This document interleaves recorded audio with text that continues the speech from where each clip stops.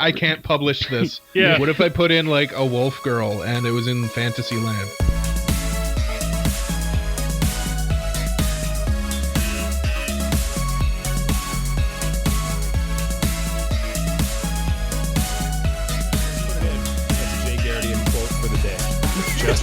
Put it in. Marty Combo Weebs. My name is Cole. His name is Mike. His name is Jay. We like anime, and this is episode 103 of the Anime Protagonist Podcast. And on this week's episode, we're going to review Spice and Wolf, the first season. A little hairy, little furry. I hope we're just reviewing the first season. Yeah. I hope it's the first season because I ran out of time and I finished the last episode of the first season like 10 minutes ago. So Yeah, wow, I that sounds finished about right before for you us. this week, Mike? I know, craziness. Mike, that's pretty And you bought irresponsible manga of you. too? Like that's Yeah, and I also bought manga. It's Bizarro Day today. Like I'm Yeah. Jay, you're me. It's pretty irresponsible of you, Michael. That makes me cranky, angry. I'm kind of cranky today, though, boys. You know what? I like the past couple of days I've been like kind of thrown off my game with like weird sleeps and like weird events happening in my life, and I've just been like off, and just being off makes you a little cranky as you get into the elderly years that we are. This was a segue brought to you by the Anime Protagonist Podcast. To You bring could have us said into brought our to you by topic. TokyoTreat. Oh yeah, Could have, yeah. could have, you but I didn't. didn't. What makes you wake up on the wrong side of the bed, guys? What makes you cranky? What just gets in your jimmies and just rustles them? What grinds my gears? Is that what you're What asking grinds me? your gears when Well- you get up in the morning and you're like, oh, right off the bat, I'm mad. I'm gonna interpret this as like, yeah, like what just like throws off your day, like what messes up the whole day for you. And Yeah. honestly, like it sounds stupid, but like for me, I'm someone who needs to adhere to like a sleep schedule. And I don't know what it is, but like if I mess with my biorhythm or whatever it is, like if I like lately I've been not going to bed at the same time and kind of like not really waking up at the same time, and it's just like I'm just wandering around like some kind of lost, like Just- scurvy-ridden sailor sailing the seas, and Just pirates aimless? are ready to pick them off. Yeah, like I'm just lost. I'm just don't know what's going on. You have all your teeth, so you're doing well. all I things even have all my considered. wisdom teeth, actually. Do Fun you? fact. Yeah, I have I all think four. I do. And the dentist literally told me, listen, Michael, you have enough room in your mouth that you can contain these wisdom teeth. It's a big frickin' mouth, Michael. Listen to me. Look at me in the eyes. Your mouth is huge. You can have all those teeth. Yeah, no, Yeah, honestly, my for the audio only listeners, Mike's mouth is just cavernous. Truly, You know, like in Naruto, Orochimaru, like when he pulls that sword out of his throat, kind of like that. it's You like know- that, but it's just mouth. You know all how mouth. in the OP for 100 Girlfriends where Rentaro just eats a can, like Mike's can of Coke Zero? Like Mike could just down that Coke Zero. Jay's trying to get me to deep throat this Coke Zero right now. Do it. I mean, do it. I'll die on the podcast. But no, sleep for me is one that definitely, like literally waking up on the wrong side of the bed messes you up for sure. You know what? Honestly, I can tell what kind of day I'm having within like the first. Like on the weekend, nothing grinds my gears on the weekend, but it's work days, right? There's some Well- work days. For me. You're more positive than me. Like today, I was up till like, hear me out, old man here. I was up till like midnight last night. Oh my God. Oh, So muffin. when I woke up this morning on my weekend, it's grumpy boy. He was grumpy. But you're better than me. You say nothing gets to you. Nothing gets to me on the weekend, but what does get to me through the work week is okay, first off, I've got two options to go to McDonald's, right? I've got two different McDonald's I can go to first thing in the morning to get my coffee. And then when I go to one and there's a lineup, like I pick one. Oh, Pick yeah. one, and there's a lineup at the one that I pick that really grinds my gears. Oh, Yeah. I definitely hear that. Because like you just know that you chose wrong and you know the other one would have been better. And then I Even drive if it's past not, the I other feel one. like a part of it is like that grass is greener on the other side mentality. Yeah. Like Possibly, like yeah. yeah, like it's not it might not actually be better. The line might even be longer, but like just that thought of like, oh, if In your only head I it had, is though. if only I had just picked the other one. Mm-hmm. Yeah, Maybe my it's life would be confirmation better. bias a little bit too. No, Yeah. you know, tangential to what you've said, Cole. Mm-hmm. This a similar experience is like when you're in like a Costco or like a big grocery store with like big lines, Mhm. Oh. and you choose the wrong cashier. Oh Yeah. You yeah. choose the slow line, and Yeah. you're just watching everyone else around you just fly through at the speed of light, and you're still like standing there in maple syrup. Mhm. It's not good. Yeah, and there's some Yeah. old Have you lady ever- counting her coins. Yeah. Oh, Have you ever We're trying to write a check. have you ever done the thing where like you've switched lines and then as you switch lines, the line you go to becomes long? Oh, So then you're stuck painful. waiting Yes. again. yes, Of course. Yeah. yeah. Of course I've done that. That's my life. You know what? That's actually more painful than just choosing the wrong line to begin with. So I'll just like not Mhm. switch lines anymore. I'll just be Listen. like, I'm here already. I'm whatever. Listen, I had two options with regards to podcasts. I could have come here to the Anime Protagonist podcast, and the other podcast option I had was this little podcast called Trash Taste, and I picked Yeah. this one for some reason. Ugh, Honestly, what a- probably the right choice, I think. Yeah, might have been too Yeah. intimidating with Yeah. Joey, Garnt, and Connor.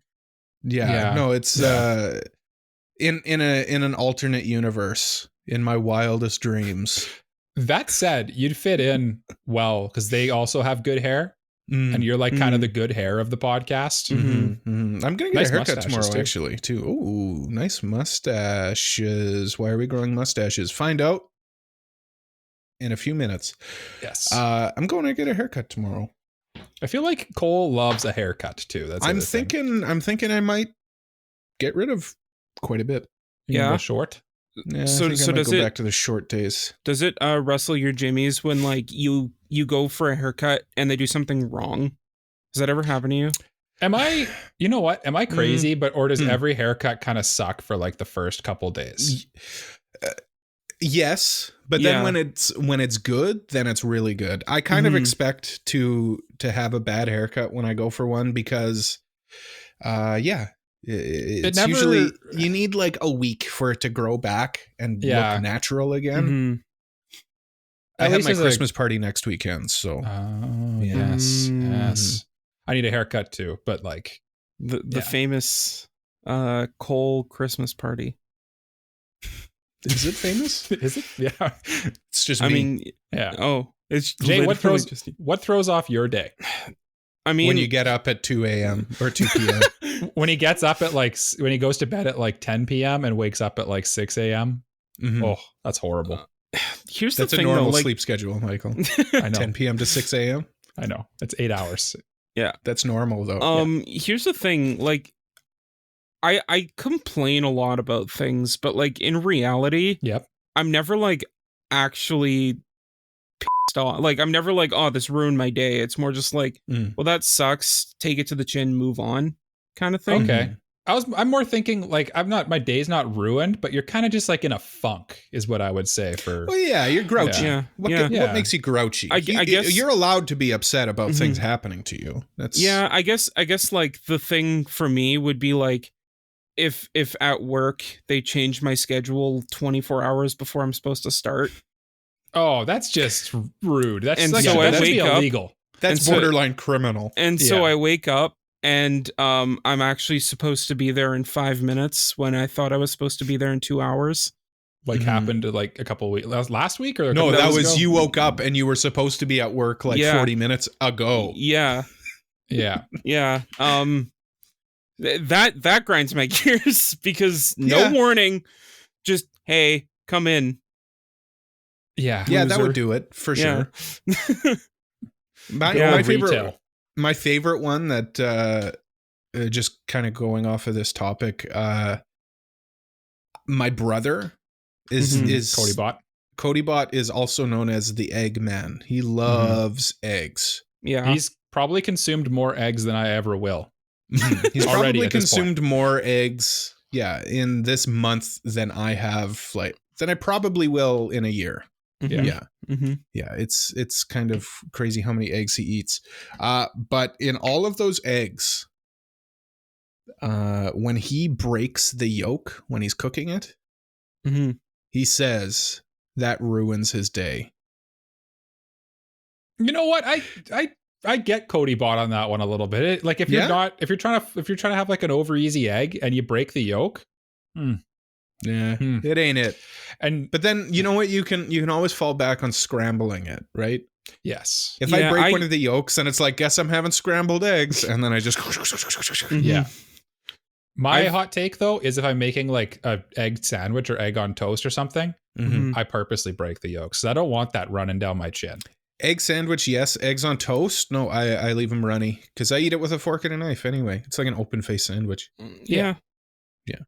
I've only really ever had scrambled eggs or an omelet. I've never I'm not really the biggest fan of over easy eggs or. I'm gonna get a sound on this soundboard for every time Jay says I've never had just something. Never have I ever had. We should get like a drop of like someone like scrawling on a piece of parchment like the list of things Jay has never had. Let's begin. What haven't you had, Jay? Chili. I feel like it would be a shorter list to say what I have had at this point. Yeah. Vegetarian pizza. I was also I've been watching this YouTube channel. It's called Wendigoon. I think I mentioned it to you guys last week.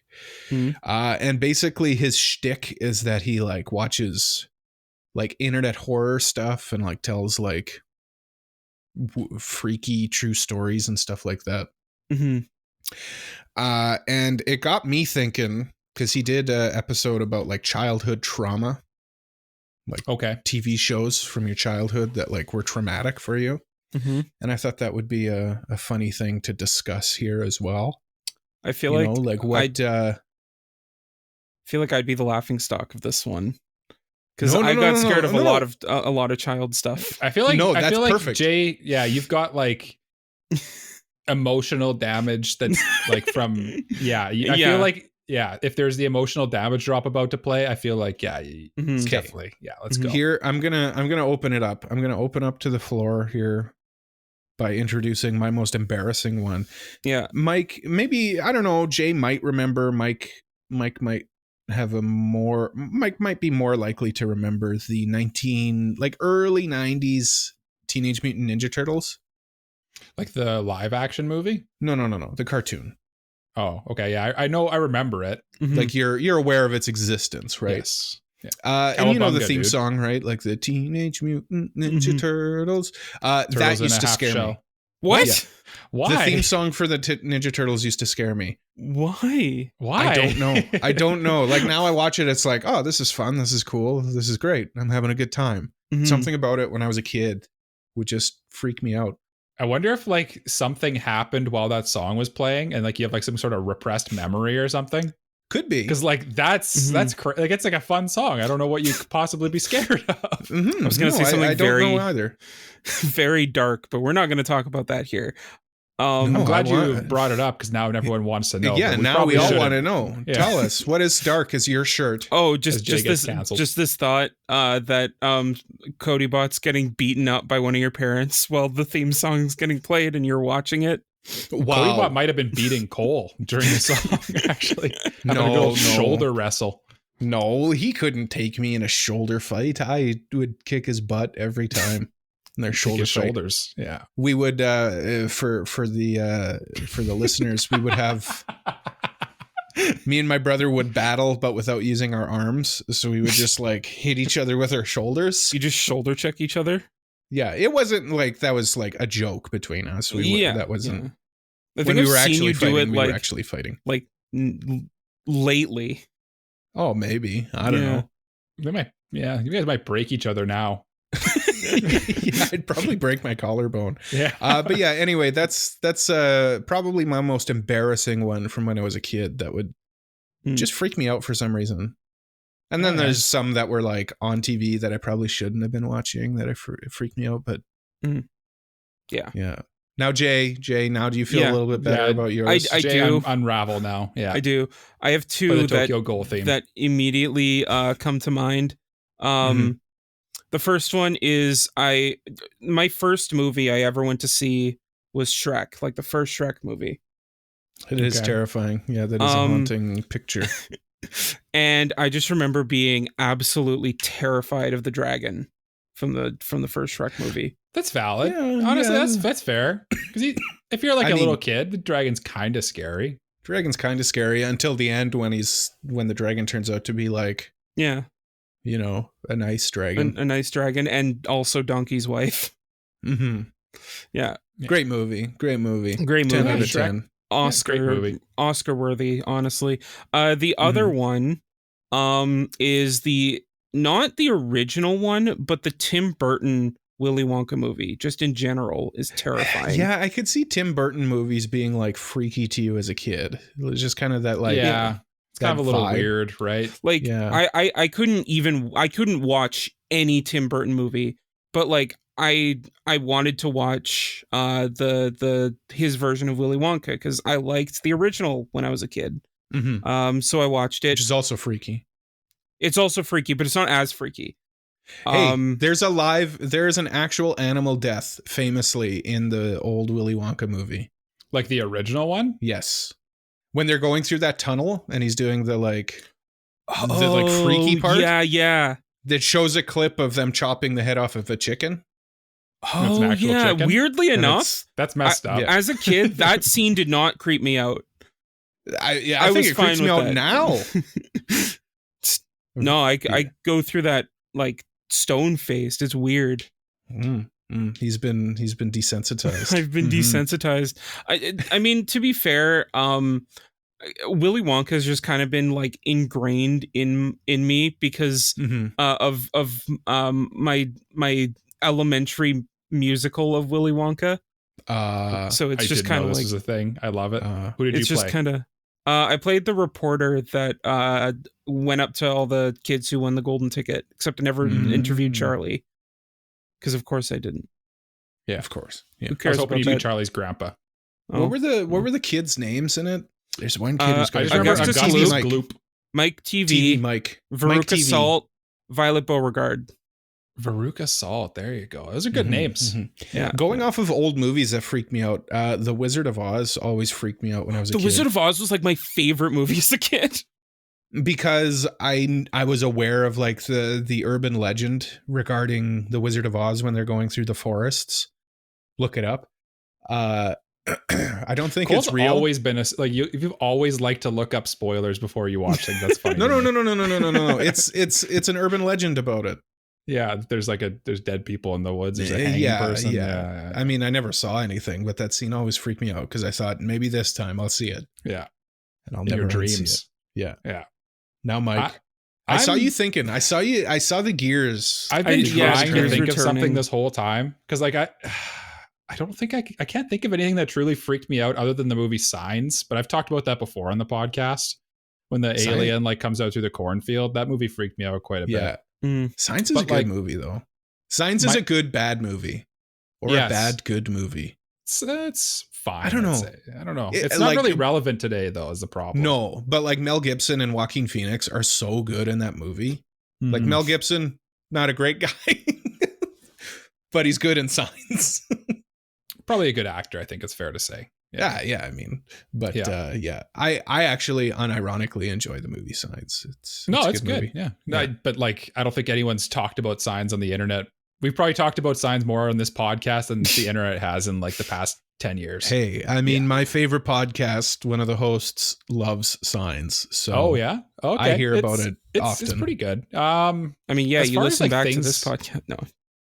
Things that freak me out. I don't really have a ton. I kind of feel like I got desensitized early because like my mom likes horror movies and stuff like that. And like I really always enjoyed thrillers. I don't necessarily like horror movies, I wouldn't say. And I feel like that kind of just maybe desensitized me. Like I don't know. I just can't think of anything off the top of my head. So this is maybe a bad topic for me. I'm sure you guys got more stories though. I mean, the X-Files theme song when I was a kid. Oh yes. Okay, there you go. I remember that one. Yeah, I remember that freaking me out, but like in a good way. And then like I would always watch like alien and UFO shows as a kid. And I'd be like, I'm fine. And then I'd go to bed and I'd be like, That's where it hits. Yeah, I'm not fine. I'm not okay. They're coming for me. Yeah. This is a dark room. There's no one else here with me. It's for sure going to get me. Yeah. This is they're coming right now. Do you remember you guys remember the children's show Thomas the Tank Engine, right? Mm-hmm.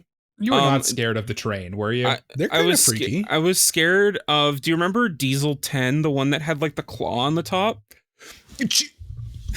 Jay. Yeah. Jay, I was. Okay, you know, my segue going into this was that Wendigoon video. Yeah. That was one of his. What? Yes. He said, okay, Thomas the Tank Engine. I know what you're thinking. That's stupid, Thomas the Tank Engine. But there was this one tank engine. There's this one train. That had this claw, and it would like go around and like threaten everybody with its claw. It was terrifying. What's it called? Diesel Thomas? 10, I think is the name. Diesel 10. Diesel 10. Okay. Looking it up. It's freaky guy. Yeah, I Thomas get the it. Tank Engine, like they've got it's kind like of freaky. low-key terrifying. No, he's got like a scary face and he's got that big claw. That is, he is like and it was like CG, valid. so like move around in like a very creepy, unnatural way. It was like, I don't like my trains doing that. Yeah, I don't want. There's a lot of like uncanny valley stuff with like the early CG stuff that made it like even more freaky.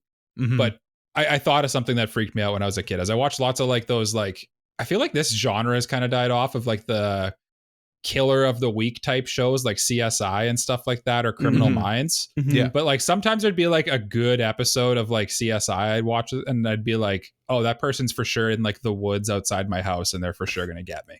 Man, you grew up in the woods, which would have been terrifying for me.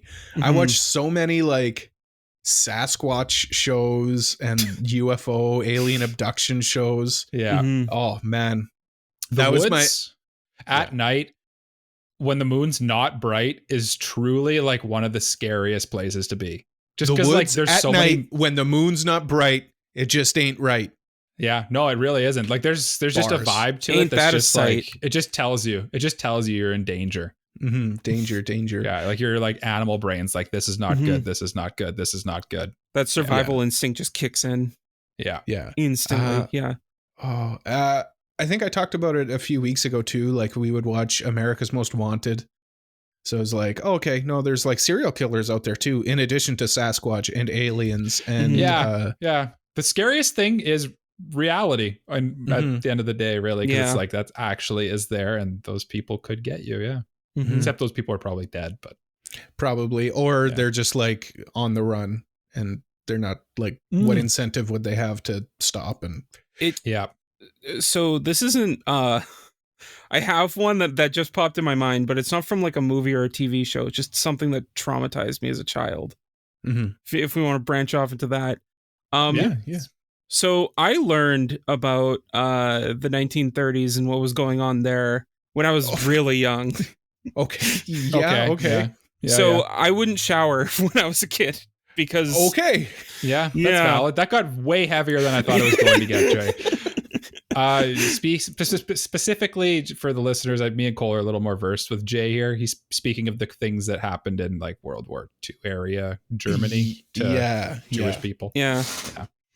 No, that's valid. That's valid. No, that would to like have that understanding of it as like a kid. I'm laughing because that's so unexpected. It's ridiculous. I know it was just like such like a left turn there. But no, I honestly I get that. Like, and then learning about it, like I get learning about it like maybe when you're like 15, 16, like you're older, you kind of have. I learned about it when I was like 8, 7.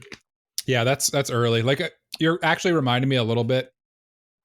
Kind of related, totally not in the same like field even remotely, but 9/11 definitely like impacted my brain as well as like anyone roughly my age, I would say, because you're like it hit at like a very developmental point. I remember talking to like my younger cousin about it and like we were kind of like discussing like honestly I think like the events of 9/11 and like just how like the news portrayed it and stuff and how it was like such a big deal even up here in Canada. Like I remember being on the bus and then I got to school and they were like, there was a terrorist attack, like blah, blah, blah. Mhm. And then, yeah, you just get this like, at that early age, you get this like deep feeling of fear that there's bad guys out there coming to like kill you. Like, and it just, I feel like that's probably what made a lot of people these days so anxious a little bit. Cause like it just messed with that brain chemistry at that just the right time. And yeah, no, I remember that. I remember around that time, I remember my mom specifically telling us like, well, we might have to, like, she was being hyperbolic and probably alarmist, but like, hey, we might have to like go live in the woods or something. It's like, didn't I just tell you the woods is not safe? Don't go in the woods. Now looking back on it, it's like, why would she even say that? That's like the because my mom isn't my mom. I love her. Your mom's funny. Yeah, I love my mom. She's not the brightest bulb in the socket though. That's like in the horror movies where like they're like, oh, I'm gonna go into the deep dark woods, and you're just screaming at the TV like, don't go in there. There's a killer in there. Or they after they've gone into the dark woods, they're like, okay, I've got an idea. We're gonna catch this guy. We're gonna split up. Yeah. We have one flashlight though, but we're gonna split up. Yeah. Yeah. Yeah. And then one of them gets abducted by aliens. Well, I mean, it works in Scooby-Doo, so it must work. Right? Hey, can't argue with that. Can't argue with that. It's time for the mailbag. I love catching you guys off guard with the mailbag. Oh, I expected it this week. Oh, you did. I did. Oh, you did. Eh? Okay, Jay. No, he didn't. No, I absolutely did. I knew it was coming.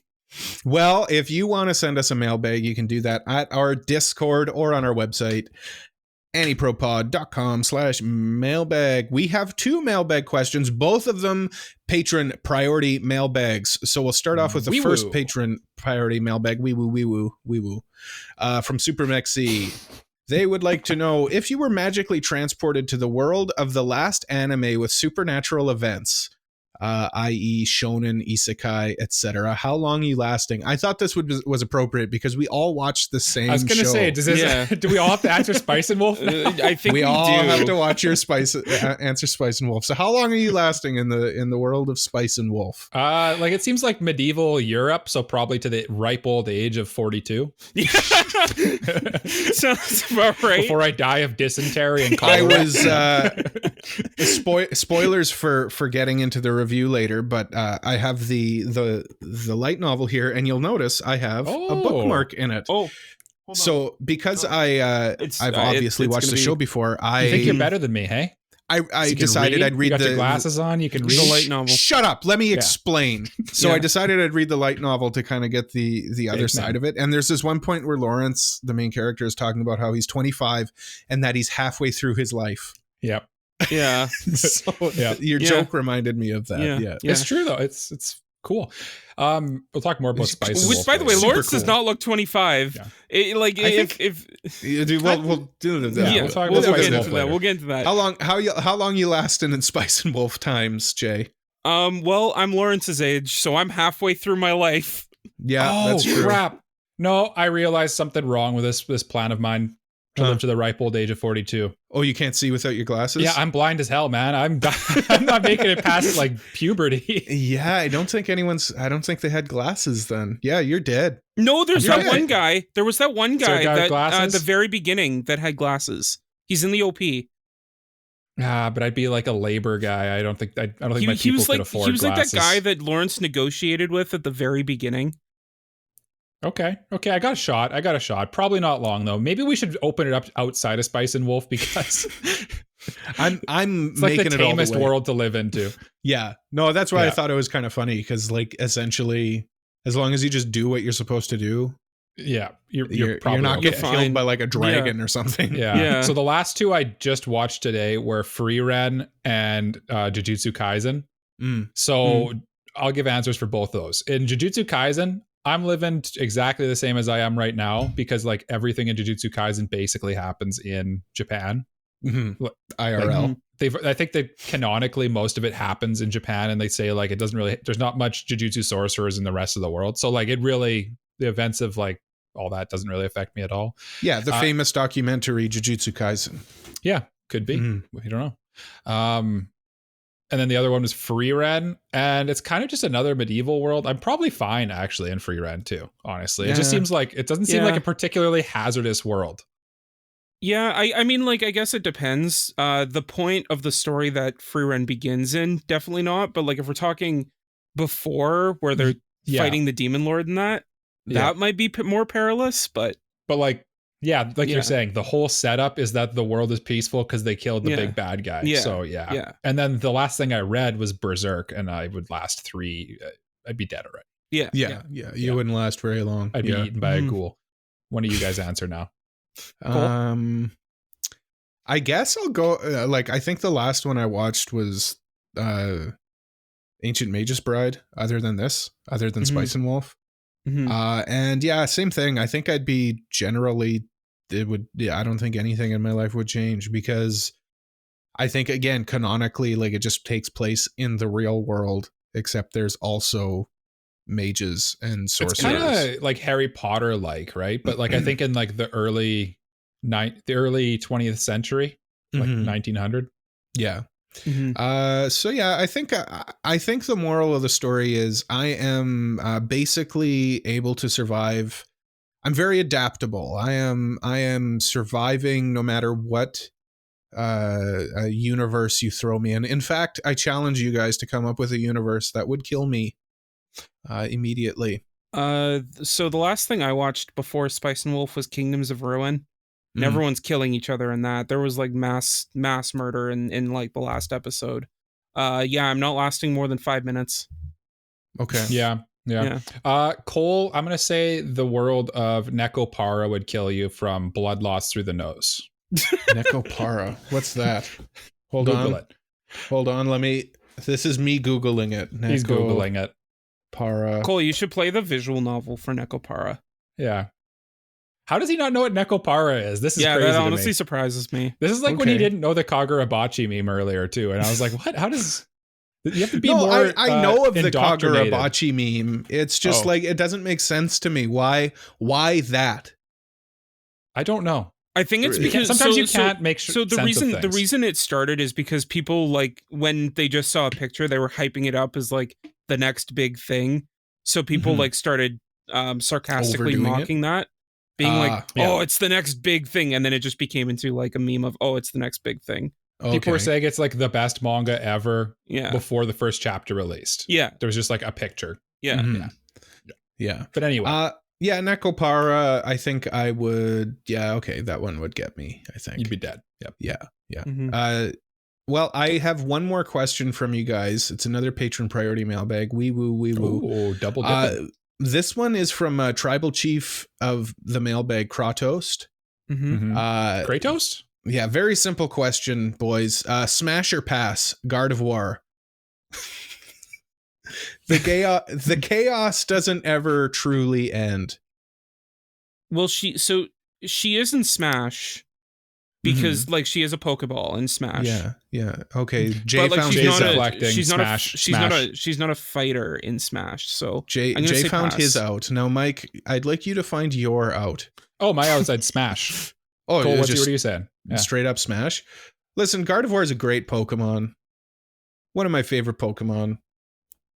And I'll leave it at that. He's smashing boys.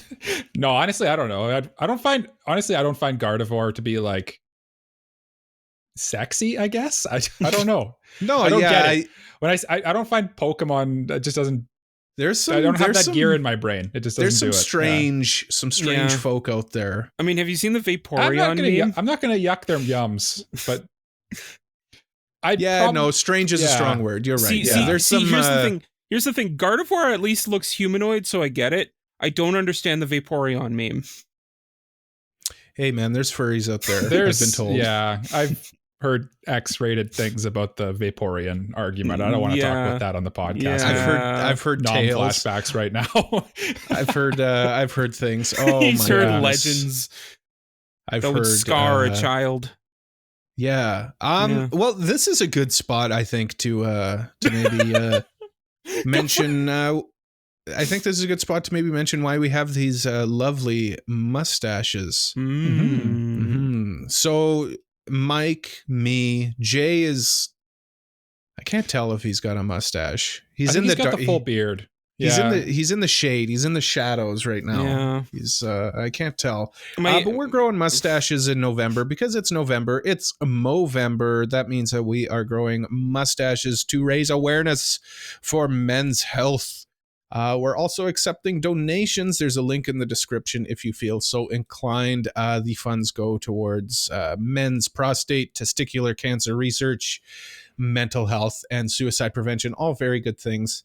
So yeah, please consider donating to that and supporting it. I think we're going to try something new here during this break. We have a message from our sponsor. Oh, that's cool. That's cool. Yeah. So yeah, here's an upcoming message from our sponsor while we go to snack break.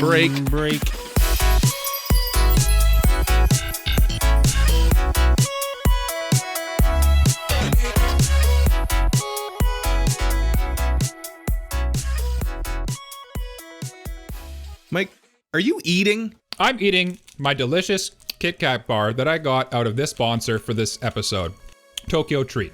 TokyoTreat is a monthly pop Japanese snack subscription box where you will get up to 20 of the latest, exclusive, limited edition, and seasonal flavored snacks that are only available in Japan for a limited time. For most of the world, the enchanting fall season is upon us. What better way to savor this perfect season than amidst the majestic mountains? This month, TokyoTreat invites you on a trip to Mount Fuji with exclusive snacks inspired by it.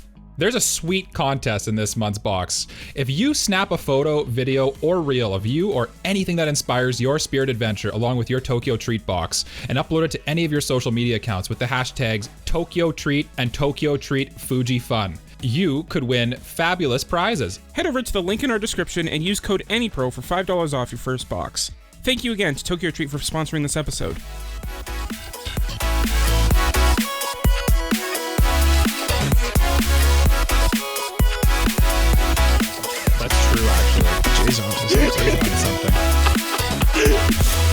Welcome back to the Anime Protagonist Podcast. Hey. We are.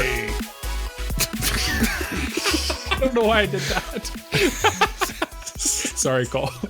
No. I mean, hey, that's I felt it well up inside me, and I had to let it out. Well put.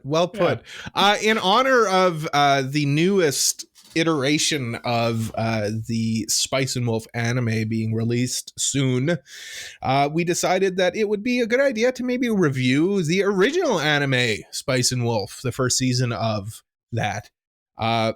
Jay's got his volume 1 there. I also have my volume 1. I read it though. Jay, did you read yours? Yeah. No. Oh, okay.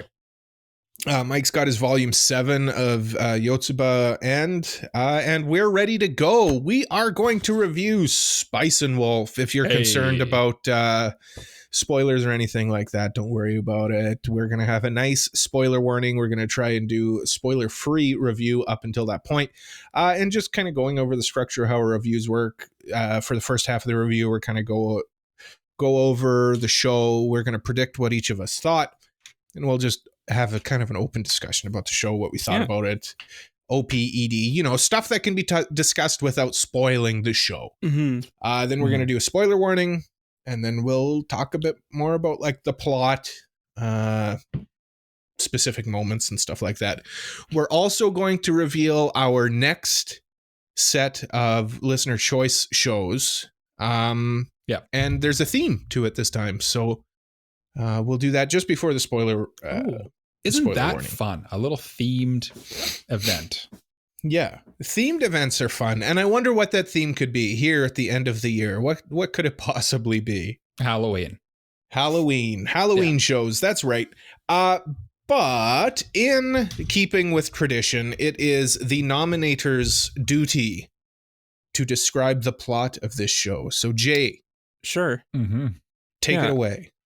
So basically the main idea of the overall plot of the story is, it's about a guy named Lawrence, who's basically like a peddler merchant, who travels around selling, different things. Like I think in at the beginning he's like selling furs, and he was selling armor in another story arc. And while he's like going around, he meets this person that turns out to be an incarnation of the goddess of what was it? The goddess of bounty. No, she's not a goddess. I mean, she explicitly like says that a spirit, she's basically, like yeah. I guess a deity maybe is the word. Yeah, I think deity is the word I was looking for. Basically, there was this whole thing in the beginning about how like she gives this village, she can like decide whether or not this village has like a successful or unsuccessful harvest.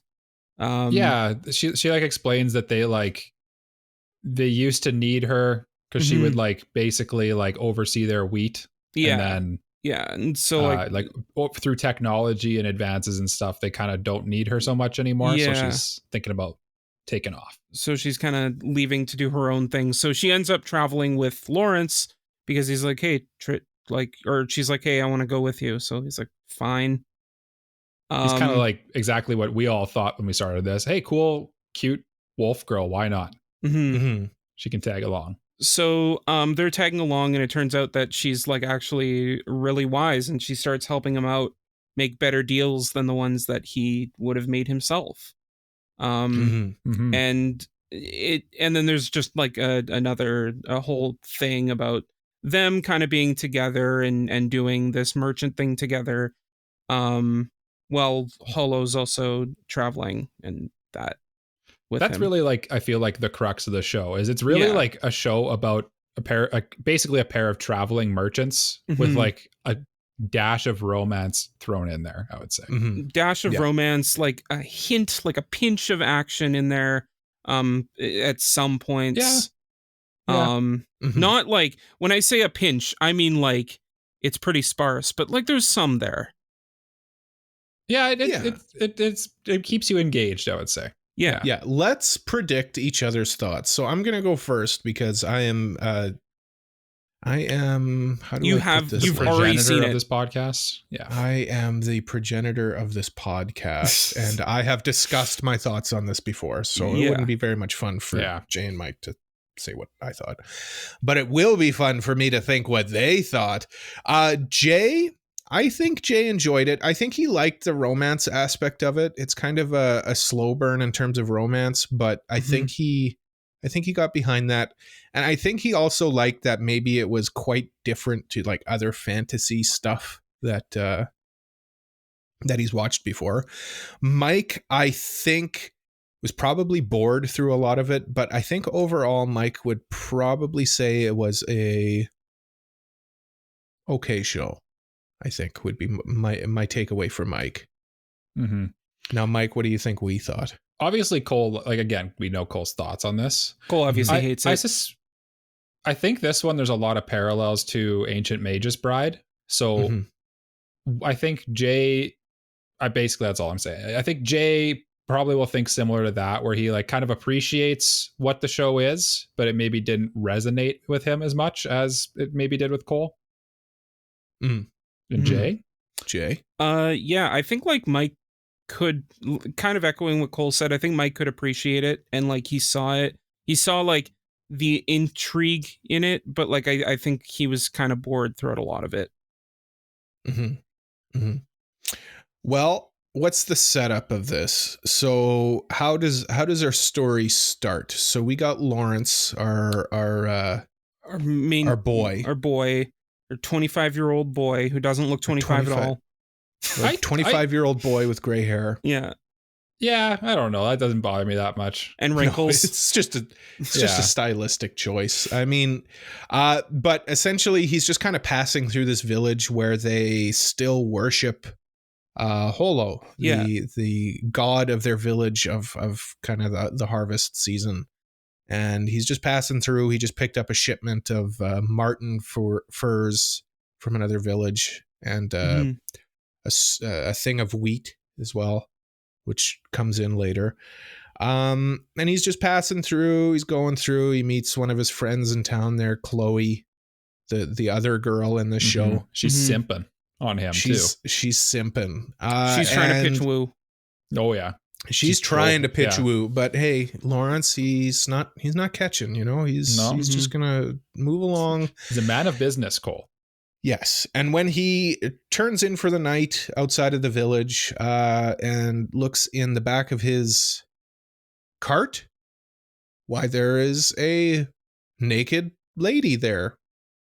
And he gets mad at first, right? Well, I mean, he thinks she's just like a stowaway or something, or a stowaway. Yeah. Little does he know that no, this is yes, a naked lady, but she also has wolf ears and a tail.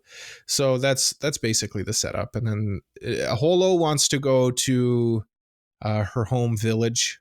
That's kind of her motivation. She wants to go back home to the north. She wants to go back. And the village seems to kind of have like spited, like she's fallen out of favor with the village a little bit, it seems too. So she kind of seems like she wants to leave, right? The village doesn't need her anymore. They can kind of like they have techniques and stuff that can produce better yields. And she mentions how every few years she would have to make a bad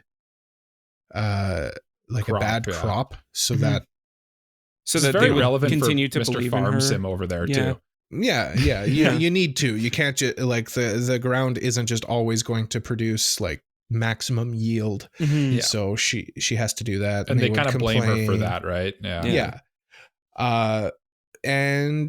So that's her motivation, and through the journey they become closer. One thing I will say upon second my rewatch of this is the second time I've watched this show. I'm surprised this is only the second one, actually.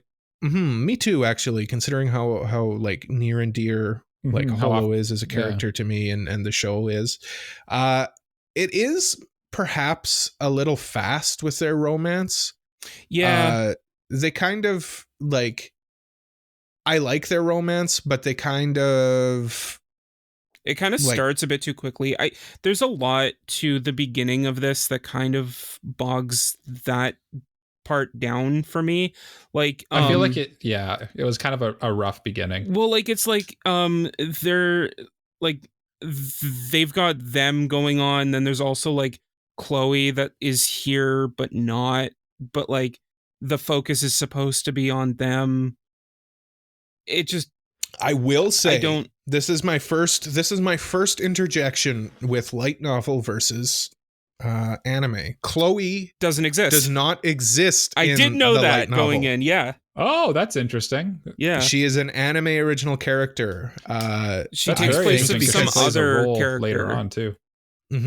Yeah, I think they just kind of did like a gender swap with a different character. Yeah, I think the point of that was like because they wanted that kind of like love triangle kind of thing.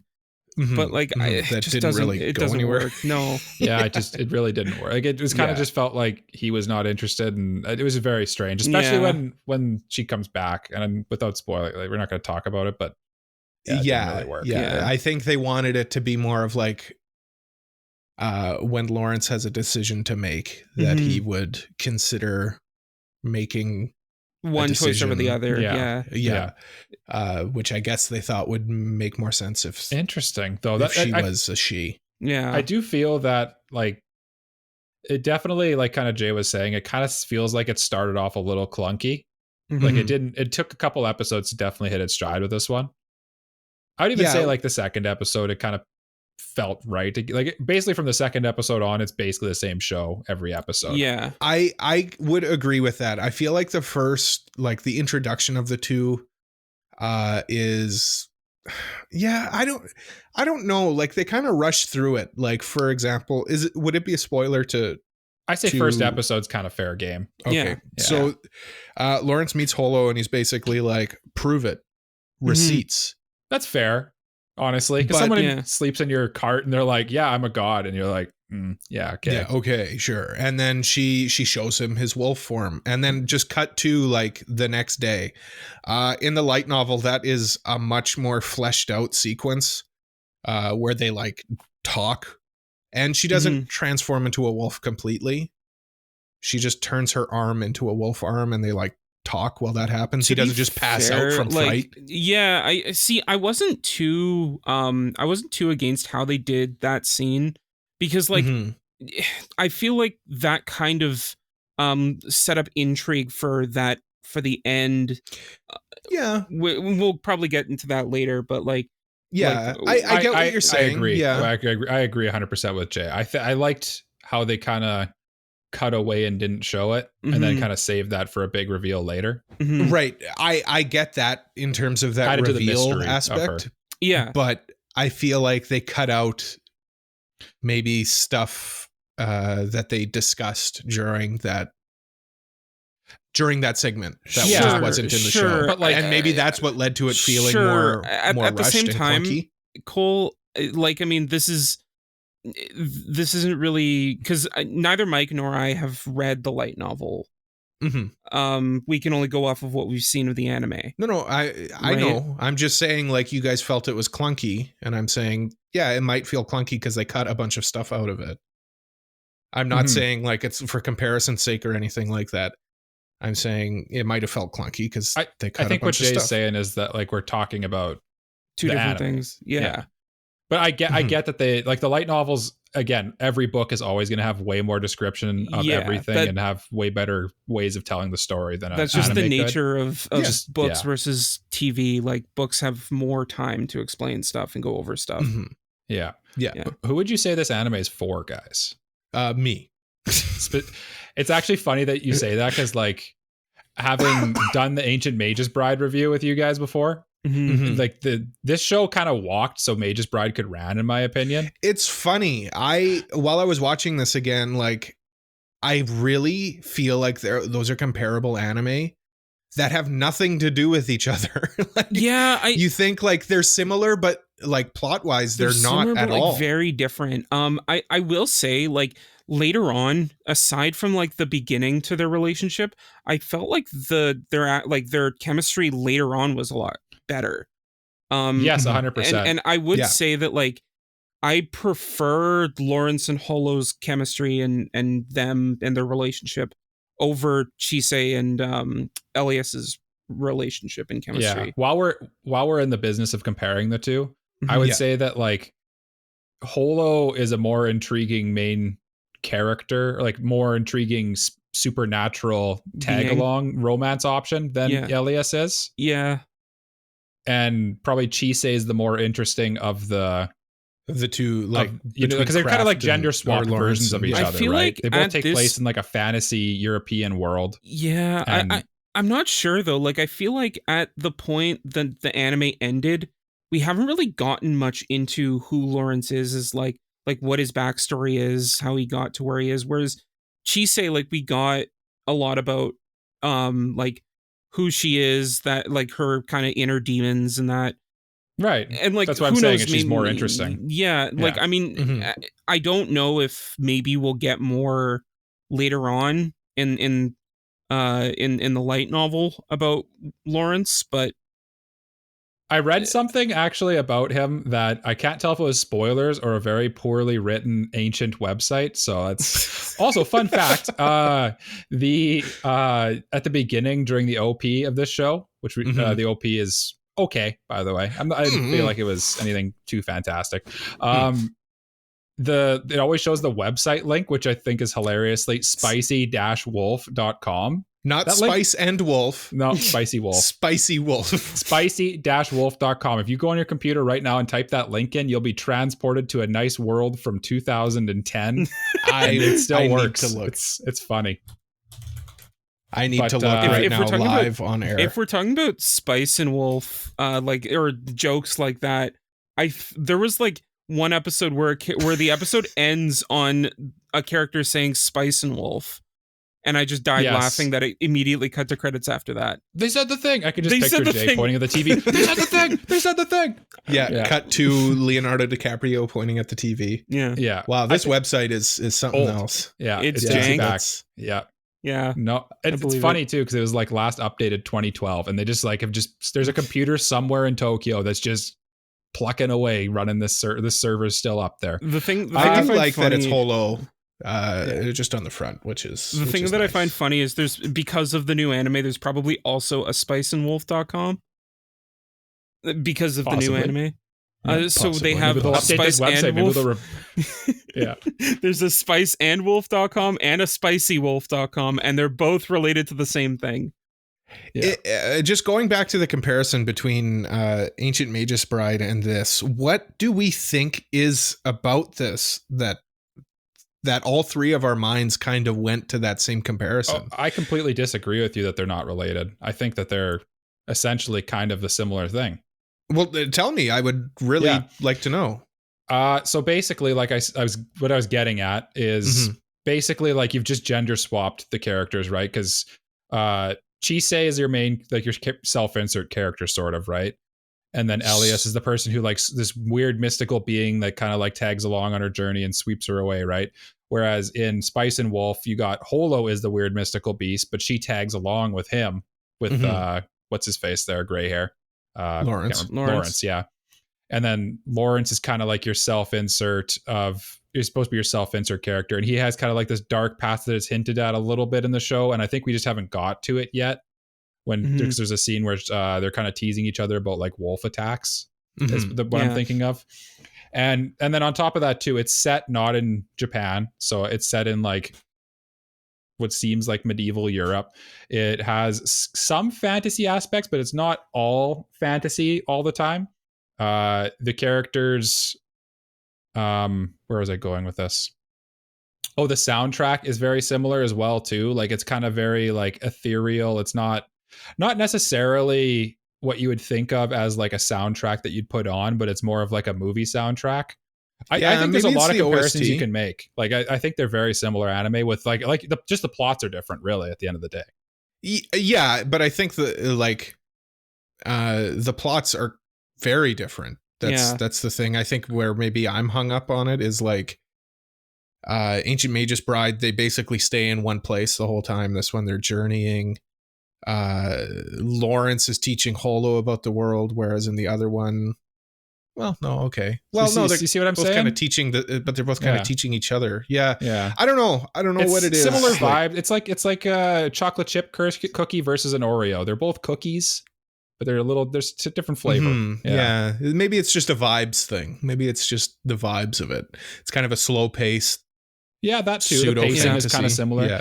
And I kind of wanted to talk about the pacing of the show too, because it's weird, I would say. It's simultaneously paced very quickly while also being paced very slowly at the same time. I think the slow pacing has to do with the amount of dialogue that is in this show. Because I think they're trying to teach you a lot. A lot of dialogue and a lot of expository dialogue as well. That kind of makes it feel very slow. Like a lot more is said than done in this show. Yeah. And I wonder how much of that is kind of due to, I don't know what kind of budget Studio Imagine was working with on this one, because they're not exactly like a giant. That's what I'm curious about. A Madhouse or something. That's what I'm most curious about with the remake.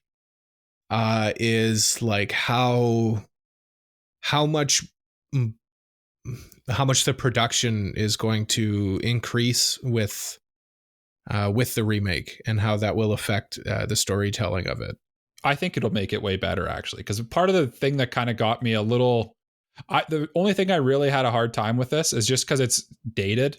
Like it looks nice, it's fine and all that, but it's just like, it's when you watch anime nowadays, there's so much more camera work and there's so much more like little animation and details to kind of keep your TikTok addled like attention deficit brain busy while I'm watching, whereas like this, where I'm just watching like two characters with the mouth flaps moving for like minutes on end, it's kind of hard to I mean, again, it's because of that excessive dialogue that's going on in the show. Like there's not really much they're doing outside of talking to each other. Like I literally, while I was watching this, if I were to describe beat for beat what's going on, it was like Lawrence and Holo have to go talk to this person, then they go talk to this person, then they go talk to this person.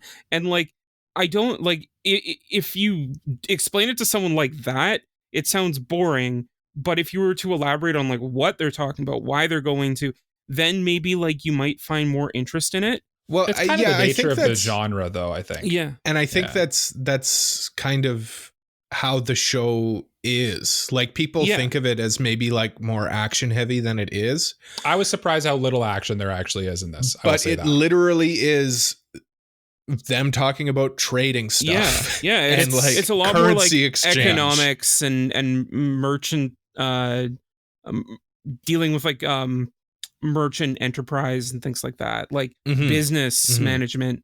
I guess is the term. This might be a good point for me to interject. You know how I always like to look at the AniList reviews and read some titles. I was hoping you had some. Yeah. This is a good little segue you guys have here. One of them here, Spice and Wolf is an anime about economics. Yes, it's better than it sounds.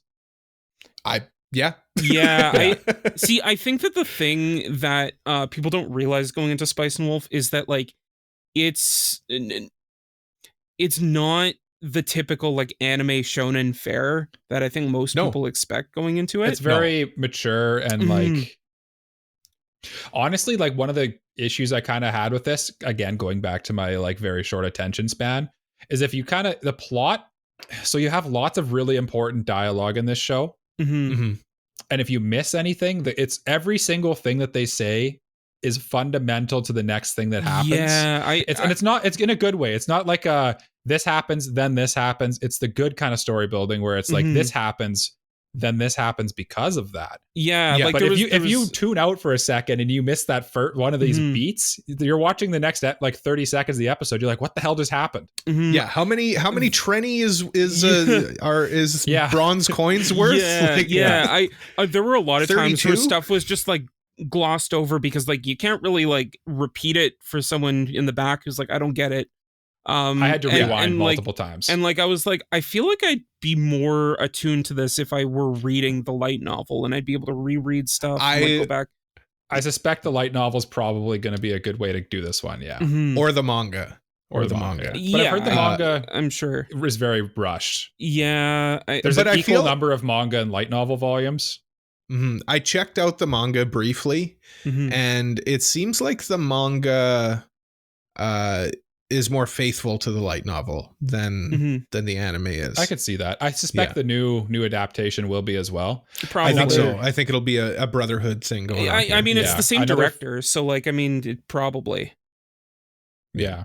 Another funny tidbit I saw too was that if you read like the epilogues in the back of your light novels that you guys own, it's like a couple pages of like him, or it's like a couple sentences of him talking about the light novel, and then it's just him talking about like trading gold stocks that he bought and like economics and stuff. And I feel like that's a pretty good metaphor for like what this kind of is it's like almost like Holo and Lawrence's relationship and like kind of the plot of the story are like the surface level that keep you interested. And they're good too, right? But it seems like the story he really wants to tell is he really wants to talk about like trading goods in his fantasy world where he's a merchant. I wouldn't be surprised. And he's traveling with a cute girl with I wouldn't be surprised if the reason all that like romance stuff is in there and the and like the fantasy element, maybe not like the old-timey stuff, but like, or not like the historical stuff, but like the fantasy stuff, is because like he turned the manuscript into his editor, and his editor's like, you gotta add something to hook these kids. This is an Econ 101 textbook.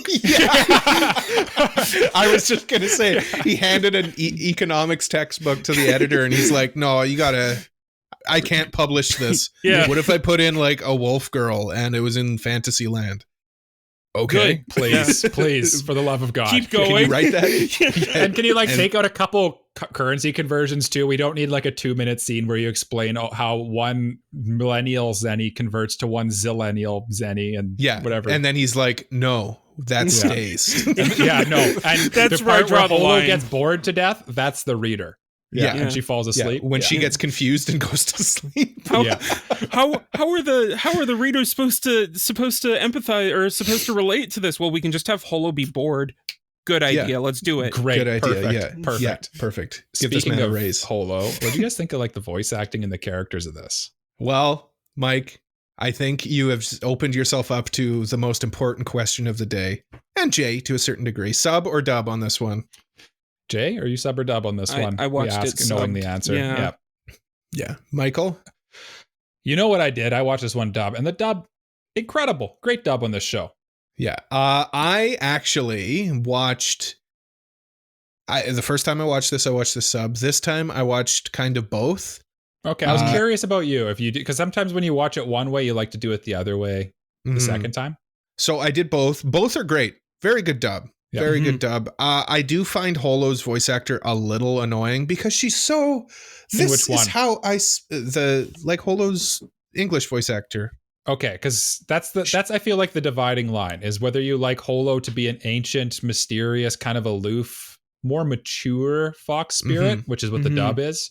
And from what I've heard of the sub, she kind of represents the 17-year-old that she's supposed to be outwardly a little more. I feel like she is like maybe her voice and mannerisms and yeah, kind of the way that she speaks is maybe a little younger, but like she does that on purpose to contrast with her like old. Like she's like old. She's ancient. Old. Yeah. But yeah, her dub voice actor, like it didn't really have an issue with her. I got used to it, but she's a little haughty, and I like it. Yeah.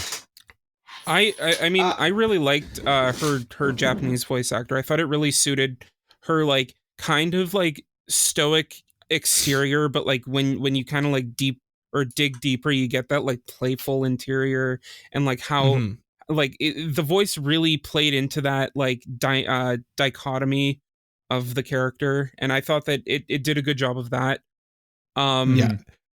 Lawrence's voice for sub and dub both equally good. They're equal. J. Michael Tatum is Kraft Lawrence, and then Brina Palencia did Holo. It's in the dub. In the dub, right? Yeah. And then I don't know about the sub.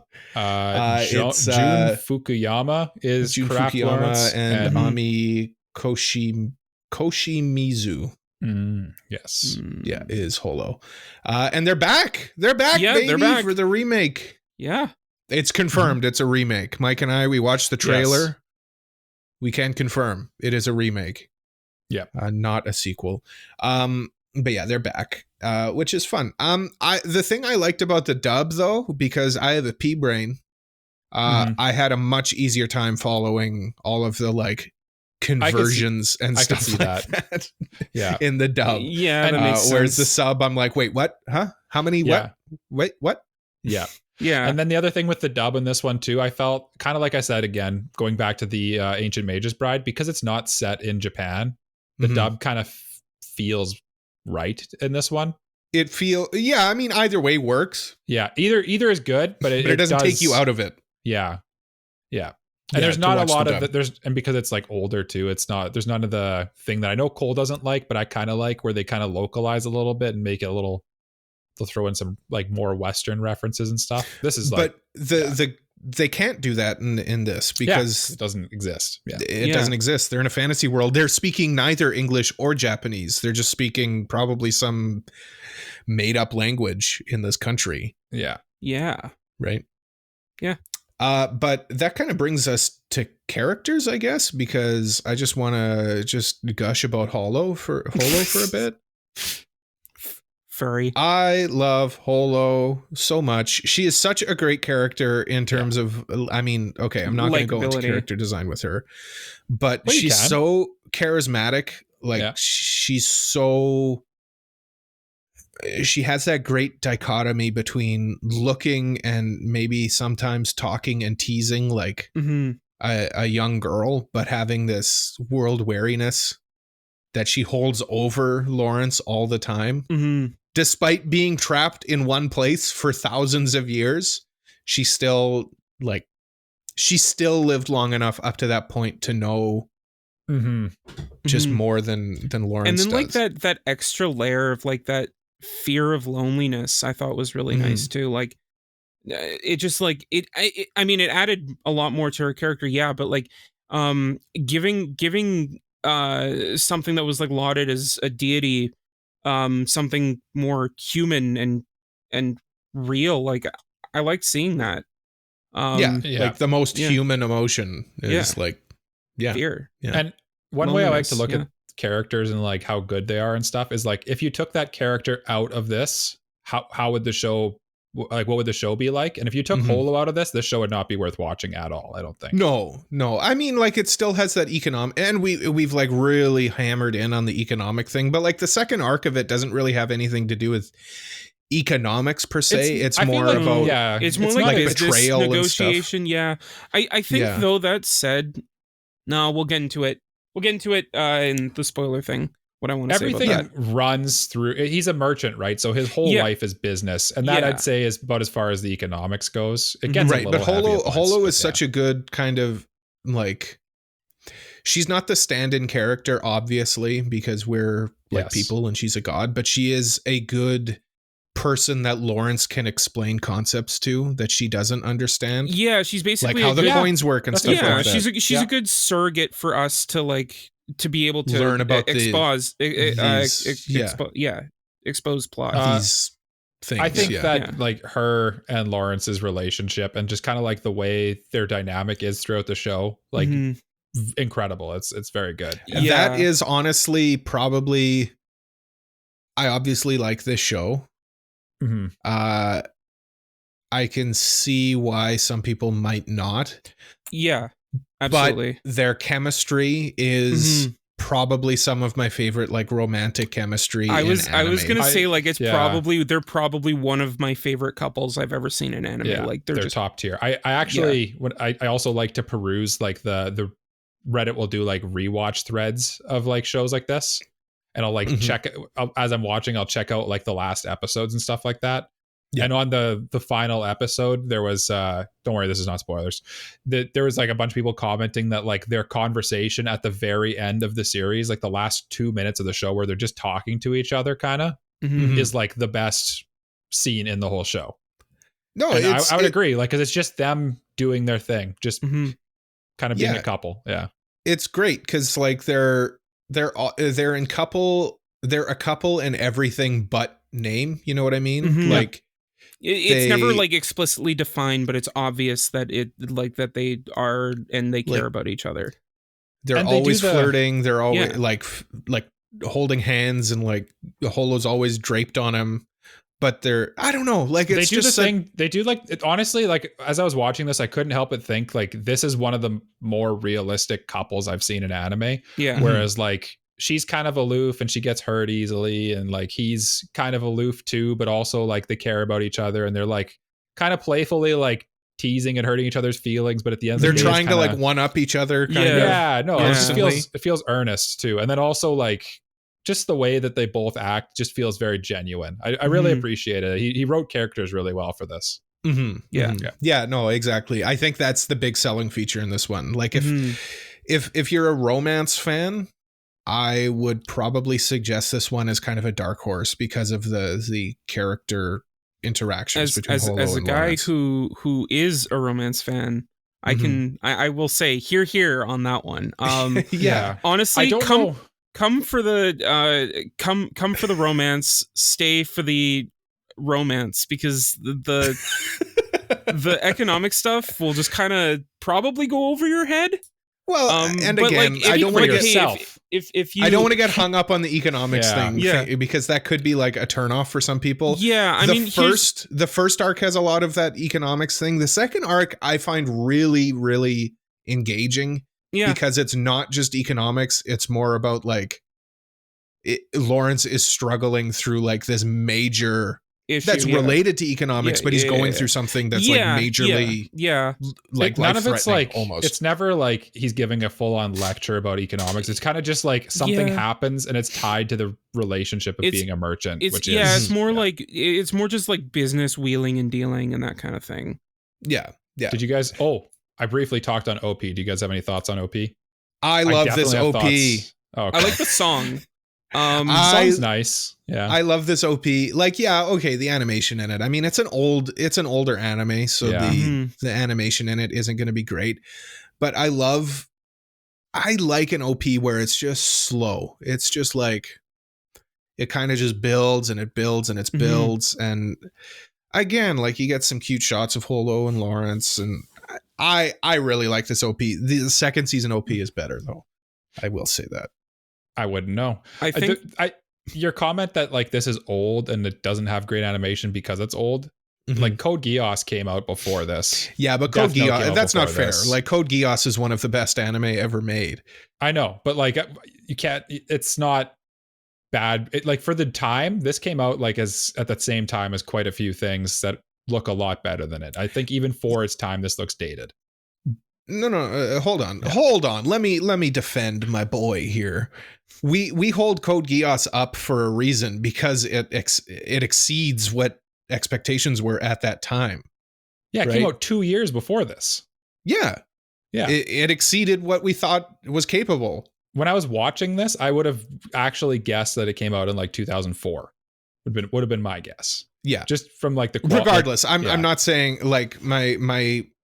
It's a dated looking anime, no matter when it came out. Yeah. If I were to quickly interject, I do think I'll allow it. Every song in this show, OP, maybe not as much the ED, but like the OP and the soundtrack itself. We'll talk about the ED in a few minutes. Very suiting for the show that it was a part of. Lots of like lutes and flutes and violins. Like what Cole said about Ancient Mage's Bride. It's the perfect Spice and Wolf soundtrack. It might not be the best soundtrack, but it's the perfect soundtrack for this show. Yeah, this one's not as good as the Spice and Wolf one, or as good as the Ancient Mage's Bride. Yes, I agree. OST. That Similar OST to I stand by is. Yeah. You know what? The Ancient Mage's Bride OST, best OST in anime. There. Mic drop. I'm done. See ya. All right. See you later, Cole. Okay, bye. Jay, let's talk about why this anime sucks. Okay, I'm back.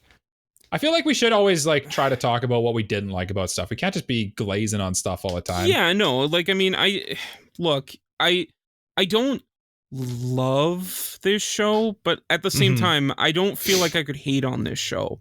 Like, I think that a lot, like I said, I think that it's very dialogue heavy, and like, not that much happens to the point where like if you were to explain it in layman's terms, you could just say like he went to go talk to this person and then to this person, and like on paper that doesn't sound that interesting.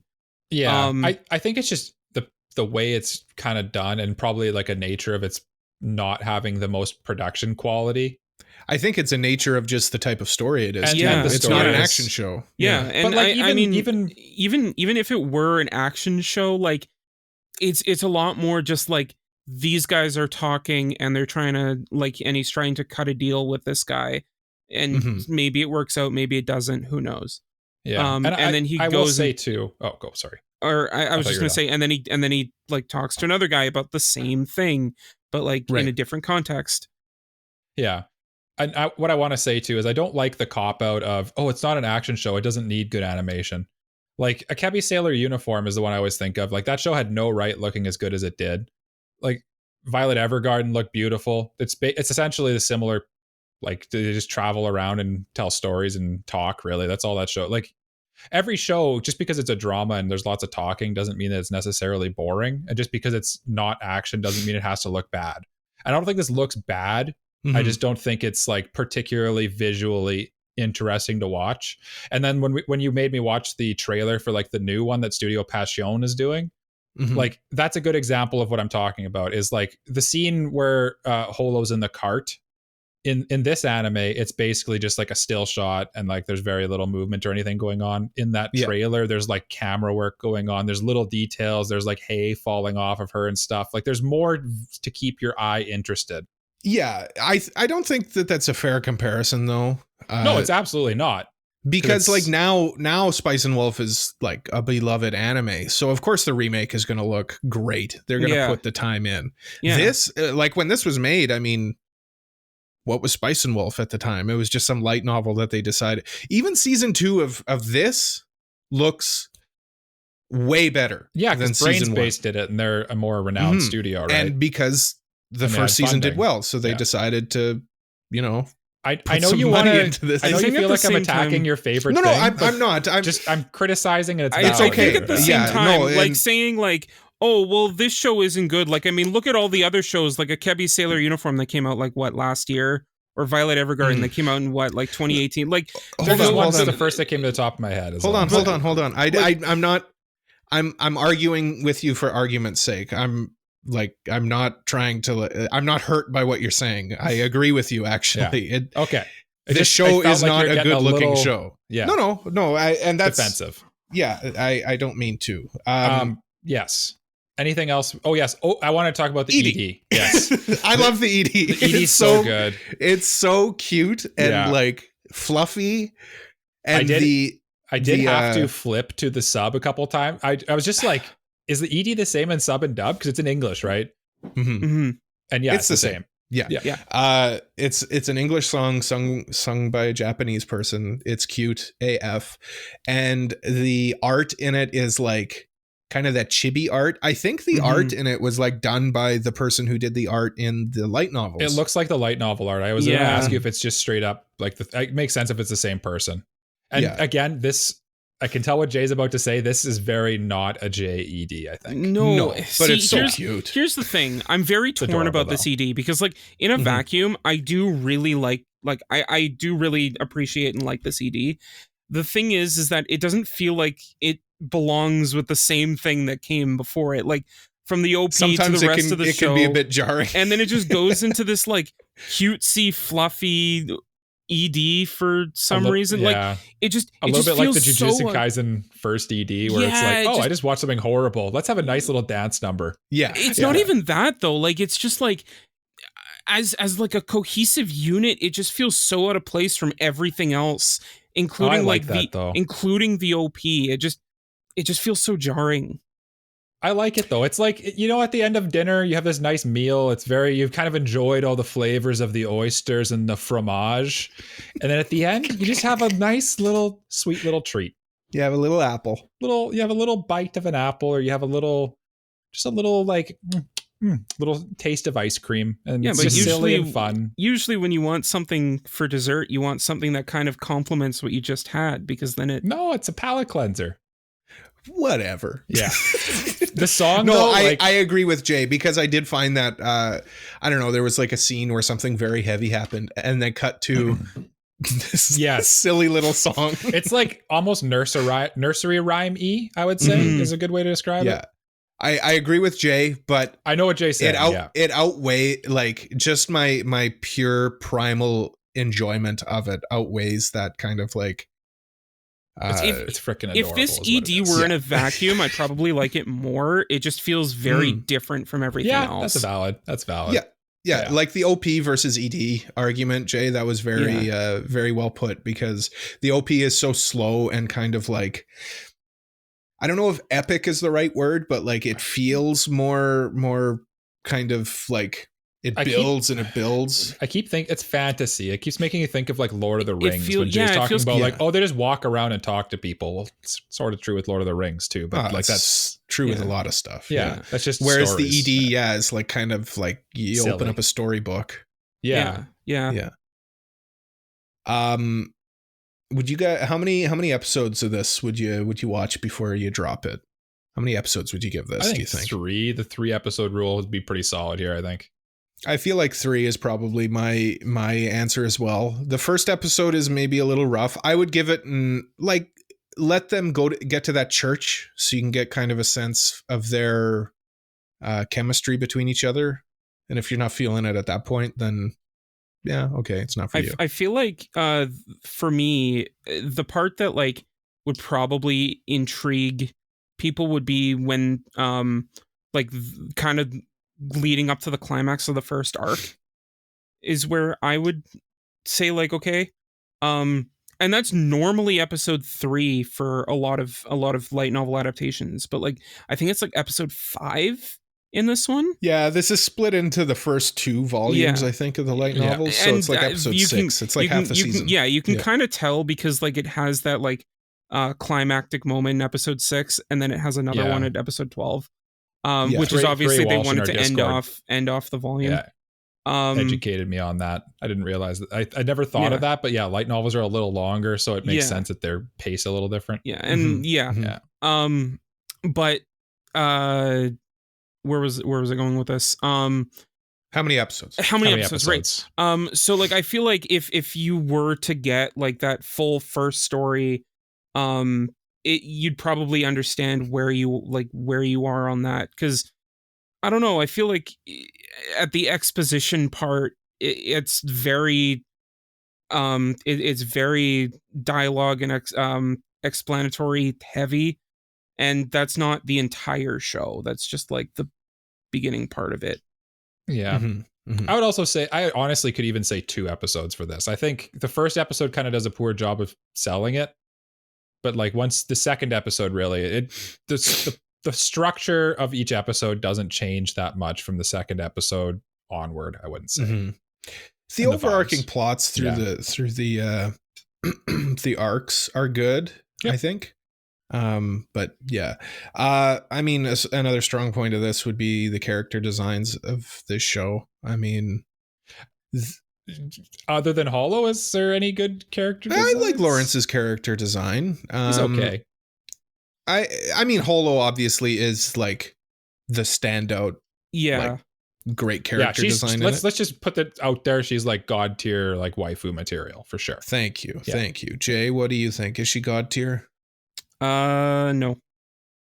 Wow. She's fine. I literally said the show would not be good without her, and I think it's a pretty good show, so that should tell you. Yeah. Well, really, yeah, it's just an opportunity for me to gush about Holo, because she is great. I will say though, like having watched this and looking at like the new, more light novel true design. Yeah. I kind of like I like her light novel look a little better, actually. Really? Like, I like how she looked in the ED as well a little more too. So it's I think it'll grow on me, but I'm so used to her anime design that I like it. I like the bigger ears on her. It looks more wolf-like, whereas the small ears make her look like a raccoon or something. Yeah.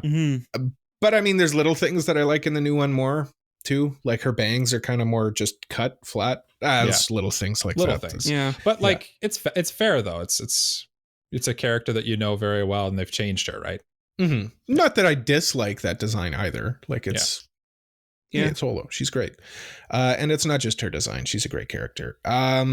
Well, I think it's time to just give our ending thoughts and then our ratings before we go into spoiler warnings. So allow me to give my ending thoughts first, very, very nobly, very bravely. It's so brave of you to go first. Thank you.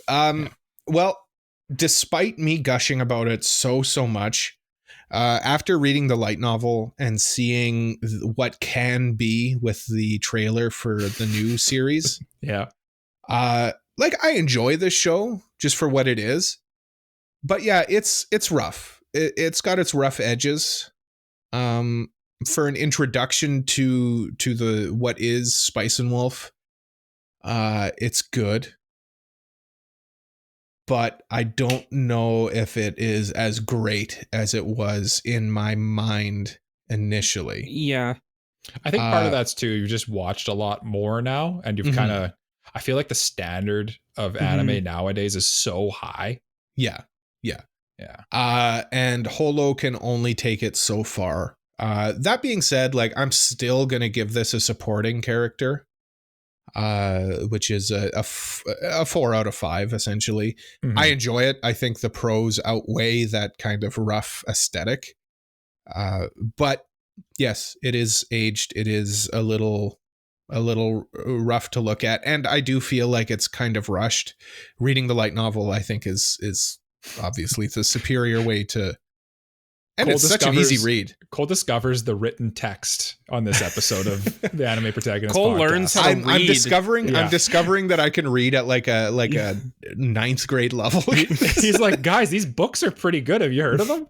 It's so like it's such a quick and easy read novels? too. Like it's good. It's good. Yeah. Mike, what do you please ending thoughts and your rating? Oh, it's my turn. Okay. It's your turn. I'm just going who's on my screen. You're next. I'm conflicted on this one. I did enjoy it. Kind of like you guys said. I do appreciate it. I do like the characters. I do like all the stuff. It is dated and more dated than you'd think for an anime coming out in 2008. I know context, all that stuff, blah, blah, blah. But just purely from an objective standpoint, in a vacuum. In a vacuum, in 2023, watching this anime, it definitely needs that remake. I think I'm excited to see the remake and hoping I think it'll do really well as long as they stay true to like the spirit, and like I think the spirit is right here, and like the characters are all good. They have it's really good like foundations, Mm-hmm. and they just didn't have quite enough like stuff, polish and backing and material, like, or sorry, what's the word, like funding and stuff like that, to like really get it to that next level. And it looks like the next one, like you said, now that it's a beloved anime, it's going to have that polish. But I have to rate this one, this anime that I watched right now in 2023. Yeah, I'm tied between the supporting and the background. I'm just going to, for the sake of being a bit of a mustachioed hater, I'm going to give it a background, just to be a little silly little goose. Yeah, no, I understand. Yeah. I mean, it's wrong. I'm going to continue watching it though. I'm going to watch season 2. I hear Brains Base does it a little more. It gets nicer, and I really want to see where it goes. And I will continue. I'm going to check out the light novels too, but in audiobook form, because I don't want to read. Fair enough. Yeah, Jay, please tear my dreams apart. Sure, this show sucks. I hate it, and no one should ever watch it ever again. Fair enough. Cole is wrong for having any positive opinions on this show, and or any opinions in general. Yeah, honestly. Finally, Jay speaks his mind. And nobody should ever check out anything regarding Spice and Wolf whatsoever. Okay, and the episode? Yeah, bye-bye. Yeah. Okay. I don't think Jay hated it. No, of course not. Of course not. I think that it's pretty unhateable, I'd say. Sorry, I'll let you actually talk now. I can see why someone would not like the show, especially like if someone is here just for romance or for action. You just no. Well, I don't think you'd be I don't think you'd even start the show if you were. Well, I think like if Jay, you went Jay, what's your thoughts? Jay, give us your thoughts. Your thoughts. This is your opinion. Let me finish my thought real quick. So I think like if someone went to this thing like, oh, it's a fantasy, obviously there's going to be action in it. No, I mean there is some, but like it's very, very sparse to like the climax of each volume. But what I thought of it, I really like the dynamic between the two leads. I think that a lot of it was detracted at the beginning because they were trying to do something else. But aside from that, when they actually got the ball rolling there, that really worked. I'm really intrigued to see where this goes from here, at least story-wise. And I think that there is definitely a lot of potential here that I don't think has yet been realized. I think that all in all, it's a solid show. I can't really justify giving it a background character because it's not like that background character that you don't really pay attention to. It's more of a supporting character, that character that isn't necessarily in the spotlight, but like maybe you see it over there and you're like, yeah, that's a cool character. I like them. Yeah, that checks out. Supporting character. Yeah. Yep. Okay. So I think universally we enjoyed this anime. We enjoyed this anime, and I think we're all looking forward to the remake of it. Absolutely. But we have some very important business to take care of before we dive into spoilers. Of the utmost importance. Yes. Our next review will be a listener's choice review where the listeners can vote at our various places. You can vote as many times as you subscribe to us. So if you're with us on Twitter or Instagram or on our Discord, or if you're patron, you get one vote on each one of those things that you're on. Yeah. Makes sense. Also, I think at YouTube you get a vote too. Yeah, every Discord, everything. Yeah. Spotify, let's throw them in there too. But we have a theme. It is officially the holiday season. So when you think holidays, you think Christmas anime, obviously. So we're going to nominate what anime we associate with Christmas, because it's pretty tough to find Christmas anime. Most anime have like one holiday episode, I would say. And I'm giving this the rule of like, people think Harry Potter is a Christmas thing because like there's that Christmas scene in Harry Potter that kind of sticks out in your head. There's like because it's like a school year, right? So there's always like a holiday season in Harry Potter. Yeah. But for some reason, people think of it as a Christmas movie. Yeah. So in that sense, that's where I'm coming from anyway. My nominee, I'll just stop talking and I'll just say my nominee is my favorite Christmas anime, Toradora. I'm hoping this doesn't win because I don't want you guys to trash one of my favorite anime. Well, Jay specifically. I know Jay's got we know he's not a fan of it, so Jay's got a hate boner for maybe you'll watch it, but that could be fun. Yeah. Also, hey, it's 24 episodes, people. You could make me torture my co-hosts by saving watching it for the Toradora. last one. Yeah. Yep. Yeah. Mike, what are you nominating? I'm nominating a little anime. You might have heard of it. Came out in the ripe old year of 2006 in the spring season, if that's refreshing your mind at all. It's done by Kyoto Animation, a little studio, a little indie studio that they do like.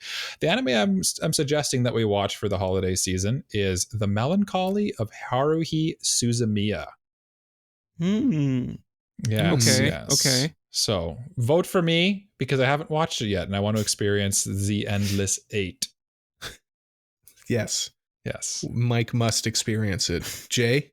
So I took a different approach to this because I don't really associate any anime with Christmas for an obvious reason.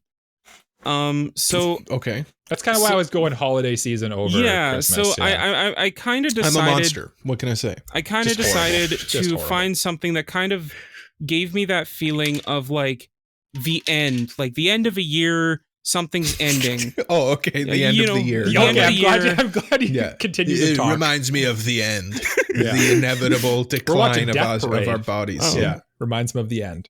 Yeah. So like the death universe. Like and so I was kind of trying to think of something that like would symbolize like that idea of ending, right? So my anime suggestion is a little show by Studio Wit. It is 12 episodes long, came out in 2015, and is composed by Sawano, because, of course. Obviously. Yeah. We are going to be watching... No. Possibly, but like probably not, because I don't think anyone's going to vote for this. Seraph of the End. Oh, interesting. Oh, I hope people vote for that. I've wanted to watch that for a while. It's been on my watch list for a while. Honestly, other than Toradora, I've been wanting to watch both of those for a while. I've already watched Toradora and Haruhi. I've already seen Seraph of the End, brother. So yeah. But I want to watch it again. I think the moral of this is none of us want to win. And we all want someone else to win. I like so I don't think anyone will get upset. But with that all being said, those are our nominees. We got Toradora, we've got The Melancholy of Haruhi Suzumiya, and we've got Seraph of the End. With that being said, now I'm going to press a button that is very scary and very spooky.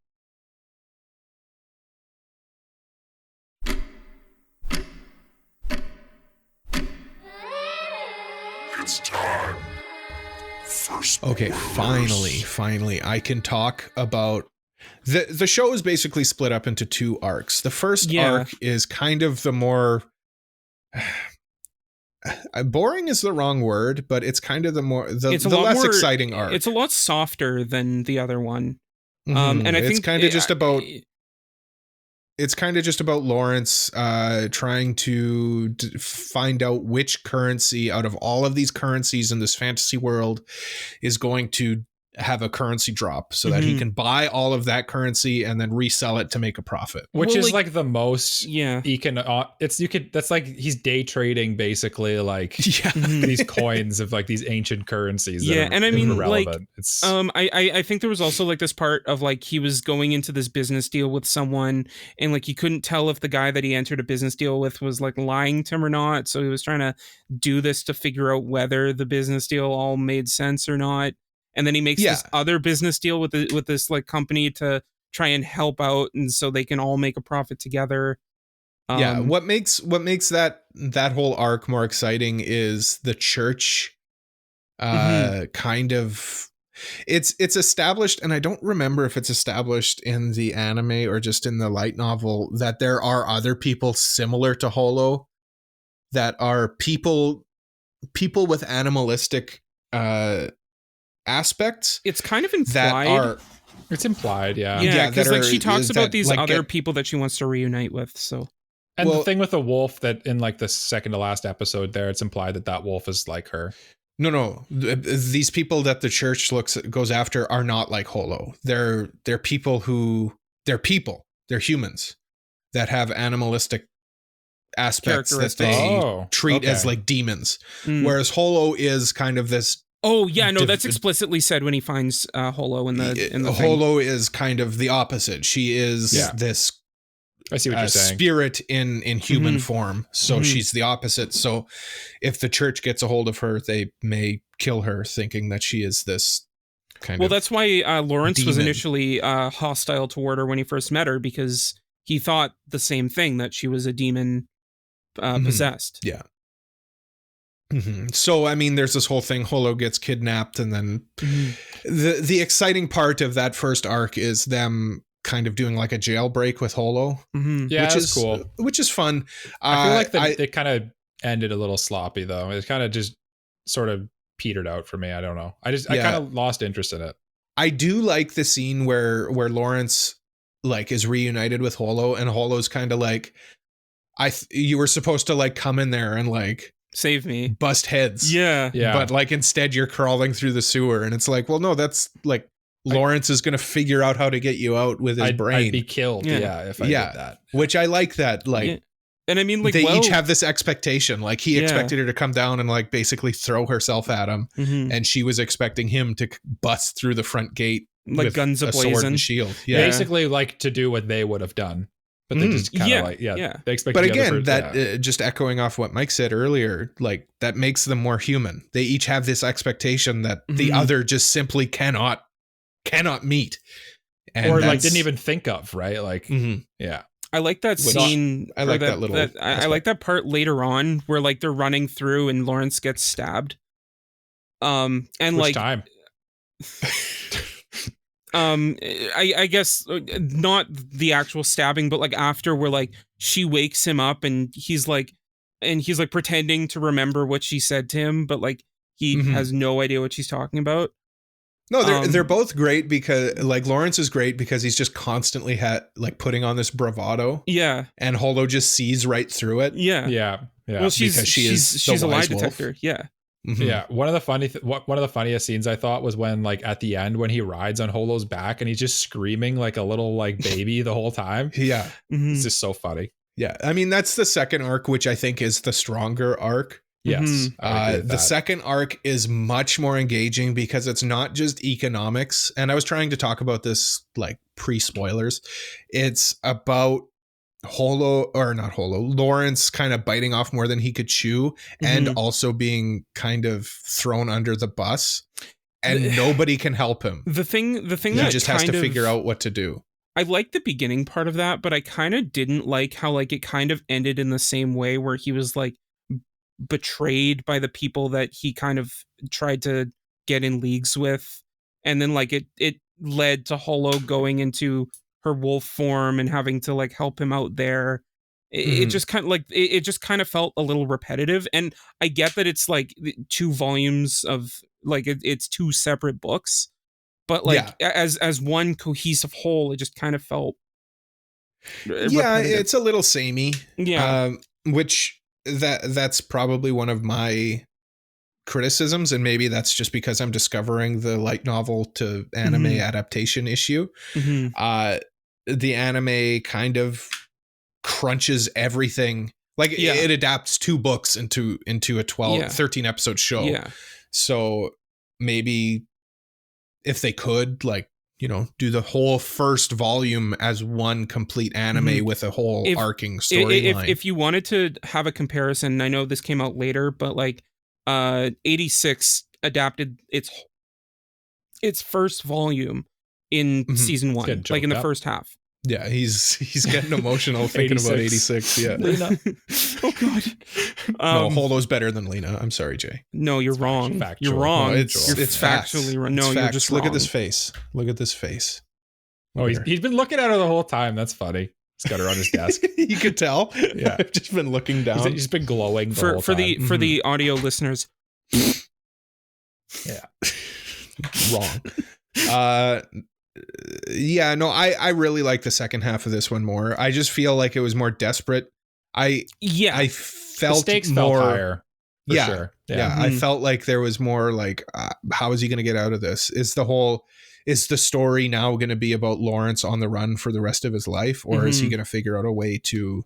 Well, I think that to like, solve this. I think that like there was something there of, is Lawrence going to be on the run in the first arc, but like it was because of Holo more than because of him, where this is a more Lawrence personal.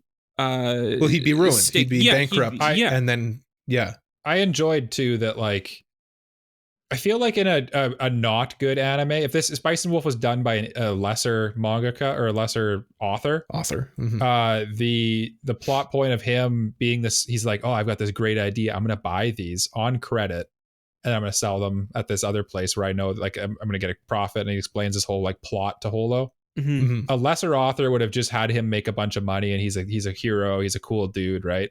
And this one, no, what actually happened is he failed. Like he didn't actually anticipate that the market for these weapons that he bought on credit would fail. Crash. And then he would basically be bankrupt and like desperate. Right. And I love the scene too, where he goes and he talks to second best boy of the whole show. His mentor, like the guy that calls him son. Yeah. Where he's like, listen, no, it wasn't even him. It was one of the people he was begging for money from, where they said like, it's not your fault. Nobody would have known that this. Oh, the guy that slams the door in his face. Yeah. They also told him to F off because he's like, I'm not giving you money. You got a chick on your arm, buddy. Yeah. Which also is like, he can't like just hang out with somebody. That's insane, but whatever. I guess that's the world they live in, where people are kind of sympathetic to him, but they can't help him. Times are tough, right? Yeah. Yeah. I like that, like, that one scene where Holo's just looking at him through the window, and this guy's like gesturing this other guy in to throw water on him. Oh yeah, like, come here, bring the bucket. Yeah, that was kind of. I don't think it was supposed to be funny, but it was kind of a funny visual where he's like, "Can you just wait here? Come here, come here. We got our bucket." Yeah. Okay, you can leave now. It's all wet. I feel like the plot is going to sound weird for a show where they literally, like Jay has said a couple times, like it's basically just like going. It's like you could basically like visual novel this show, and it wouldn't really change that much. I feel like the plot's maybe not the most important thing. Like the little arcs are good. But like, really, you're coming to the show for the character interaction. It is a bit more episodic, at least where it is right now. Maybe it gets more narratively driven later on, but like the overarching narrative doesn't usually feel very high stakes, and it doesn't really feel like if I told you before I watched the show, if someone told me, the show ends with him basically having like a failed deal and then he has to like smuggle gold and he's betrayed or blah blah blah, I feel like that wouldn't change my enjoyment of the show at all. Honestly, like I don't want to like spoil anything for you guys, but like just as an example of like how the show operates how the series operates, like one of my favorite scenes comes in like volume 6 of the light novel, which takes place after the anime, where Lawrence is like jealous of Holo is kind of like dancing around and like being fun with a bunch of other guys. And I think that's kind of like the summation of the show. It's not about all of this economics and stuff like that. It's about Holo and Lawrence coming to terms with how they feel about each other. Where everybody on the outside can see how they feel, but like themselves, they won't allow them to open up to each other in that way. And does that make something sense? To support your point too is like the final climax of the show, like the last thing that you see, the absolute ending, like the high point, the last moment it leaves you with is just them basically arguing if they like each other or not. Right. when Yeah. he's like, when she's like, oh, you have to yell, which name did you yell? And then he's like, oh, okay, hold on. And he looks at the clock and then he like yells it while the clock's going off. Yeah. Like that's what the show's about, right? They're kind of just teasing each other. They both know. I disagree that they don't know. I think they both know, but they're not. Sorry. It's not that they don't know. It's that they won't like they don't say anything. Show it. They show Like, it. Like he tries to kiss her and then she like puts well, his, I mean, that's just a primal thing. Like, of course, Yeah, they want to. Whoa. Obviously, but like Holo doesn't want to open up to Lawrence because she is like a god, and Lawrence doesn't want to open up to Holo because maybe he feels like inferior to her or something. They won't allow each other to be more intimate than just that kind of surface level intimacy. Mm-hmm. Does that make sense? Yeah. Yep. No. Yeah. Yeah. Like, I think primally, yes, they obviously like each other. Holo is constantly hanging off of him. They're holding hands all the time.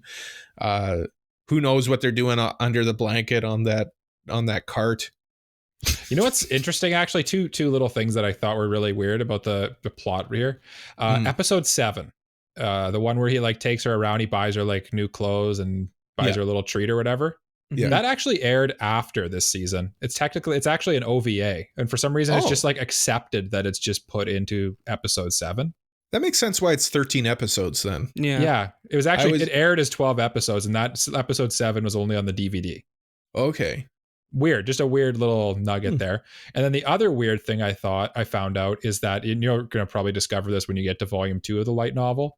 Apparently, it's implied that how Holo got rid of that problem with the big bad wolf there at the end is by offering her body to him. Well, it's implied, I think, a little bit. I mean, it cuts to her knees were dirty, and then it cuts to her kind of kneeling in front of him. I think in the anime, it's implied that she kind of just like surrenders to him. Yeah. Mm-hmm. But maybe in the light novel, it's a little more explicit, I guess. Yeah, I've heard that like in the light novel, they're a little more like open about like more adult topics like that. But that's just kind of just two interesting things I thought off the top of my head there that I want to get off before we get into the closing portions. Yeah. Well, again, any the other plot's not. Yeah, it's not really the point of this show. Best boy, as best weird girl? as that is to say. There's best boy, best girl. We forgot. There's the micro and the macro plot, right? The micro plot are these little things that they're doing. Yeah. And the macro plot is the will they, won't they of the whole thing. I'll say best boy, best girl for everybody is Holo and Lawrence. Because who else would it be? Well, I mean, I like Nora. She's was good too. Yeah. I like Chloe. Oh, Chloe's, get out of here. Well, no, okay. In Jay's defense, Chloe's just doing what she thinks is best for her village. So here's the thing. I think a lot but she's a snake. She's not a good character either. No. Let me get into Chloe for a minute. I think a lot of like what I didn't like about the beginning relationship between Holo and Lawrence is like because they're doing that like love triangle thing and it detracts from like that beginning them meeting. Mm-hmm. I don't know. Like I just feel like I liked the initial chemistry between Chloe and Lawrence more than the beginning of Lawrence's chemistry with Holo, which like obviously changed by the end, but like the early stuff I preferred Chloe's relationship with Lawrence that only exists in the anime. And like I would kind of say the opposite. I thought it felt like kind of clunky, like it was just like totally one-sided, and then I literally forgot she existed up until she came back randomly, which I thought that was a cool reveal. I actually kind of like that change because sometimes with like when you're adapting something like this, it does make sense to just combine two characters and turn them into one, because then it's just easier to follow, right? Right. Whereas in a book you can have like a bunch of characters and it's good. Yeah. I'm just curious because I haven't read the novel, what the character in the novel is like. Because I think he's like a friend he's of barely Lawrence. introduced at the start of the novel. Lawrence barely goes to that village. He basically passes through because In the light novel, they say during that festival, no outsiders are allowed. So he basically gets like ushered out of the village. It sort of happens, but it's not really made clear of that. Yeah. But he doesn't talk to the Chloe anyone stand-in at all. Yeah, okay. He's just passing through. He just says, "Oh, nice harvest" to the farmers. And then he goes through. And I don't remember it's explained why Holo ends up with Lawrence. And I don't remember if it does in the anime, because Holo literally lives inside of the wheat. Yeah, it's because he got wheat from the village in the anime. Okay. Yeah. Because in the light novel, when Chloe's character, like, he gets the wheat, and he literally has the spirit of Holo in that wheat, but then she like jumps to the next biggest piece, like culmination of wheat, which Lawrence had. And then I just remember she had this like pouch of wheat in the anime, and and like she was like, if as long as you have this, you basically have my life. Yeah. She like basically explained that like because she lives in the wheat, she can basically travel to the wheat. And as long as he has that pouch, she can travel to him at any point, because she kind of like teleports to it, sort of. And then, because there's a whole conversation that happens where he's like, do I have to carry around this raw wheat? Like, what if it gets wet and moldy or something? She's like, well, as long as I'm here, it won't mold. And you can just like thresh it and put it in a bag, and that's good. That works for me too. Yeah. Yeah. But yeah, best boy. Okay. Well, no. Let's finish up with best girl. Holo. I mean, Holo's like, top 3 for me, period. I don't think I'd put her that high, but for me, I love Holo. Well, Cole's a furry, so I mean, I love her dynamic. I love her character design. I love her like spunkiness. She's just great. Yeah. She's a very well written character. I don't think I'd put her in like an S. If inevitably we're going to do a waifu tier list, it'll be very contentious. I think she's probably like A or B tier in like terms of all waifus. I mean, that's probably kinda, yeah. That's your opinion, and you control the soundboard. So. I do control the soundboard. I'm waiting for Cole to play a certain girl? Sound in the soundboard. No, I don't. I mean, you guys are wrong. So yeah. And you guys understand the complexities. The Holo's event. But Mike, you are agreeing Holo best girl in this one. And then Jay, are you actually saying Chloe, or was that a meme? I can't tell. No, I'm not memeing. Okay. He's nuts. What about best boy? Again, I like Lawrence. I mean, hey, look, Yeah. the both of you are furries, and that's okay. That's okay. What's wrong with being a furry? Nothing. What's wrong with being a furry? I'm literally saying that's okay. If being a furry means I love Holo, then I guess I'm a furry. I literally talked about Gardevoir in a weird way today, and I've talked about Holo in a weird way today, so I guess I am. Yeah. Well, there you go. The Gardevoir one is a weird one. Holo, though, she's cute. She's cute. Best boy, Lawrence. I like Lawrence. Genuinely, he's such a good, like, he is good at, like, he gets in these situations where everything's like his back's against the wall, and he's able to kind of find his way out of it. And he's funny. He can keep up with Holo in terms of these like, he's a good foil to her, I'd say. Yeah. They complement each other well. Yeah. So I'm going Lawrence. I'm also going Lawrence. There's 2 characters in this show for me.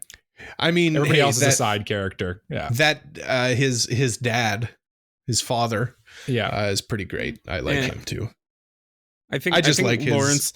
I think Lawrence is kind of the only real answer here. To that. Yeah. Yeah, just like Holo's the only real answer for best girl. What? What'd you say? Well, boys, we've done it.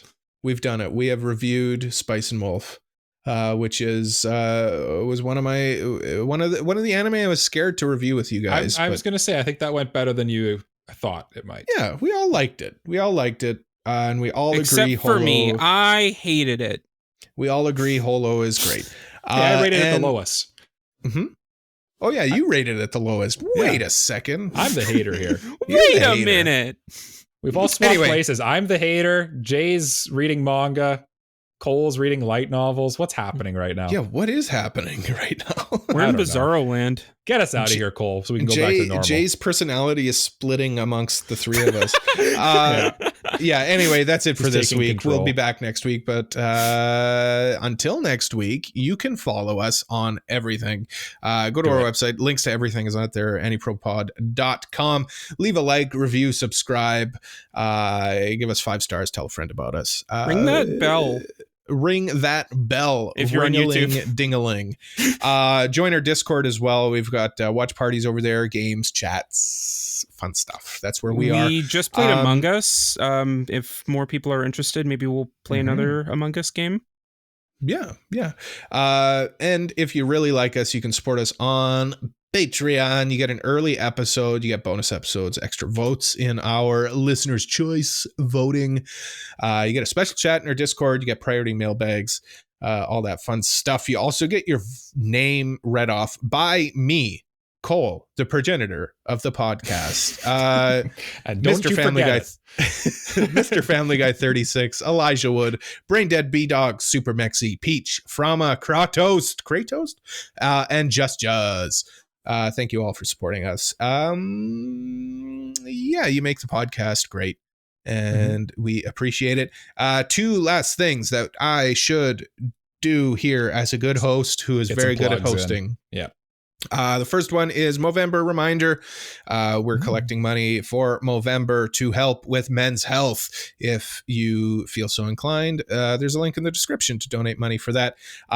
Also, there's another link in the description down below. You can get $5 off your order from TokyoTreat using the link in the description.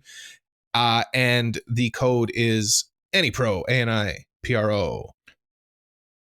Felt weird not to throw the last 3 letters on there, but yes. No. I remembered. Yeah, just AniPro. Yeah. We'll be back next week, but until we come back next week, we say, as we do at the end of every episode of the Anime Protagonist podcast, bye-bye. Bye-bye. Jay, not again. Bye-bye. I'm leaving. Bye-bye.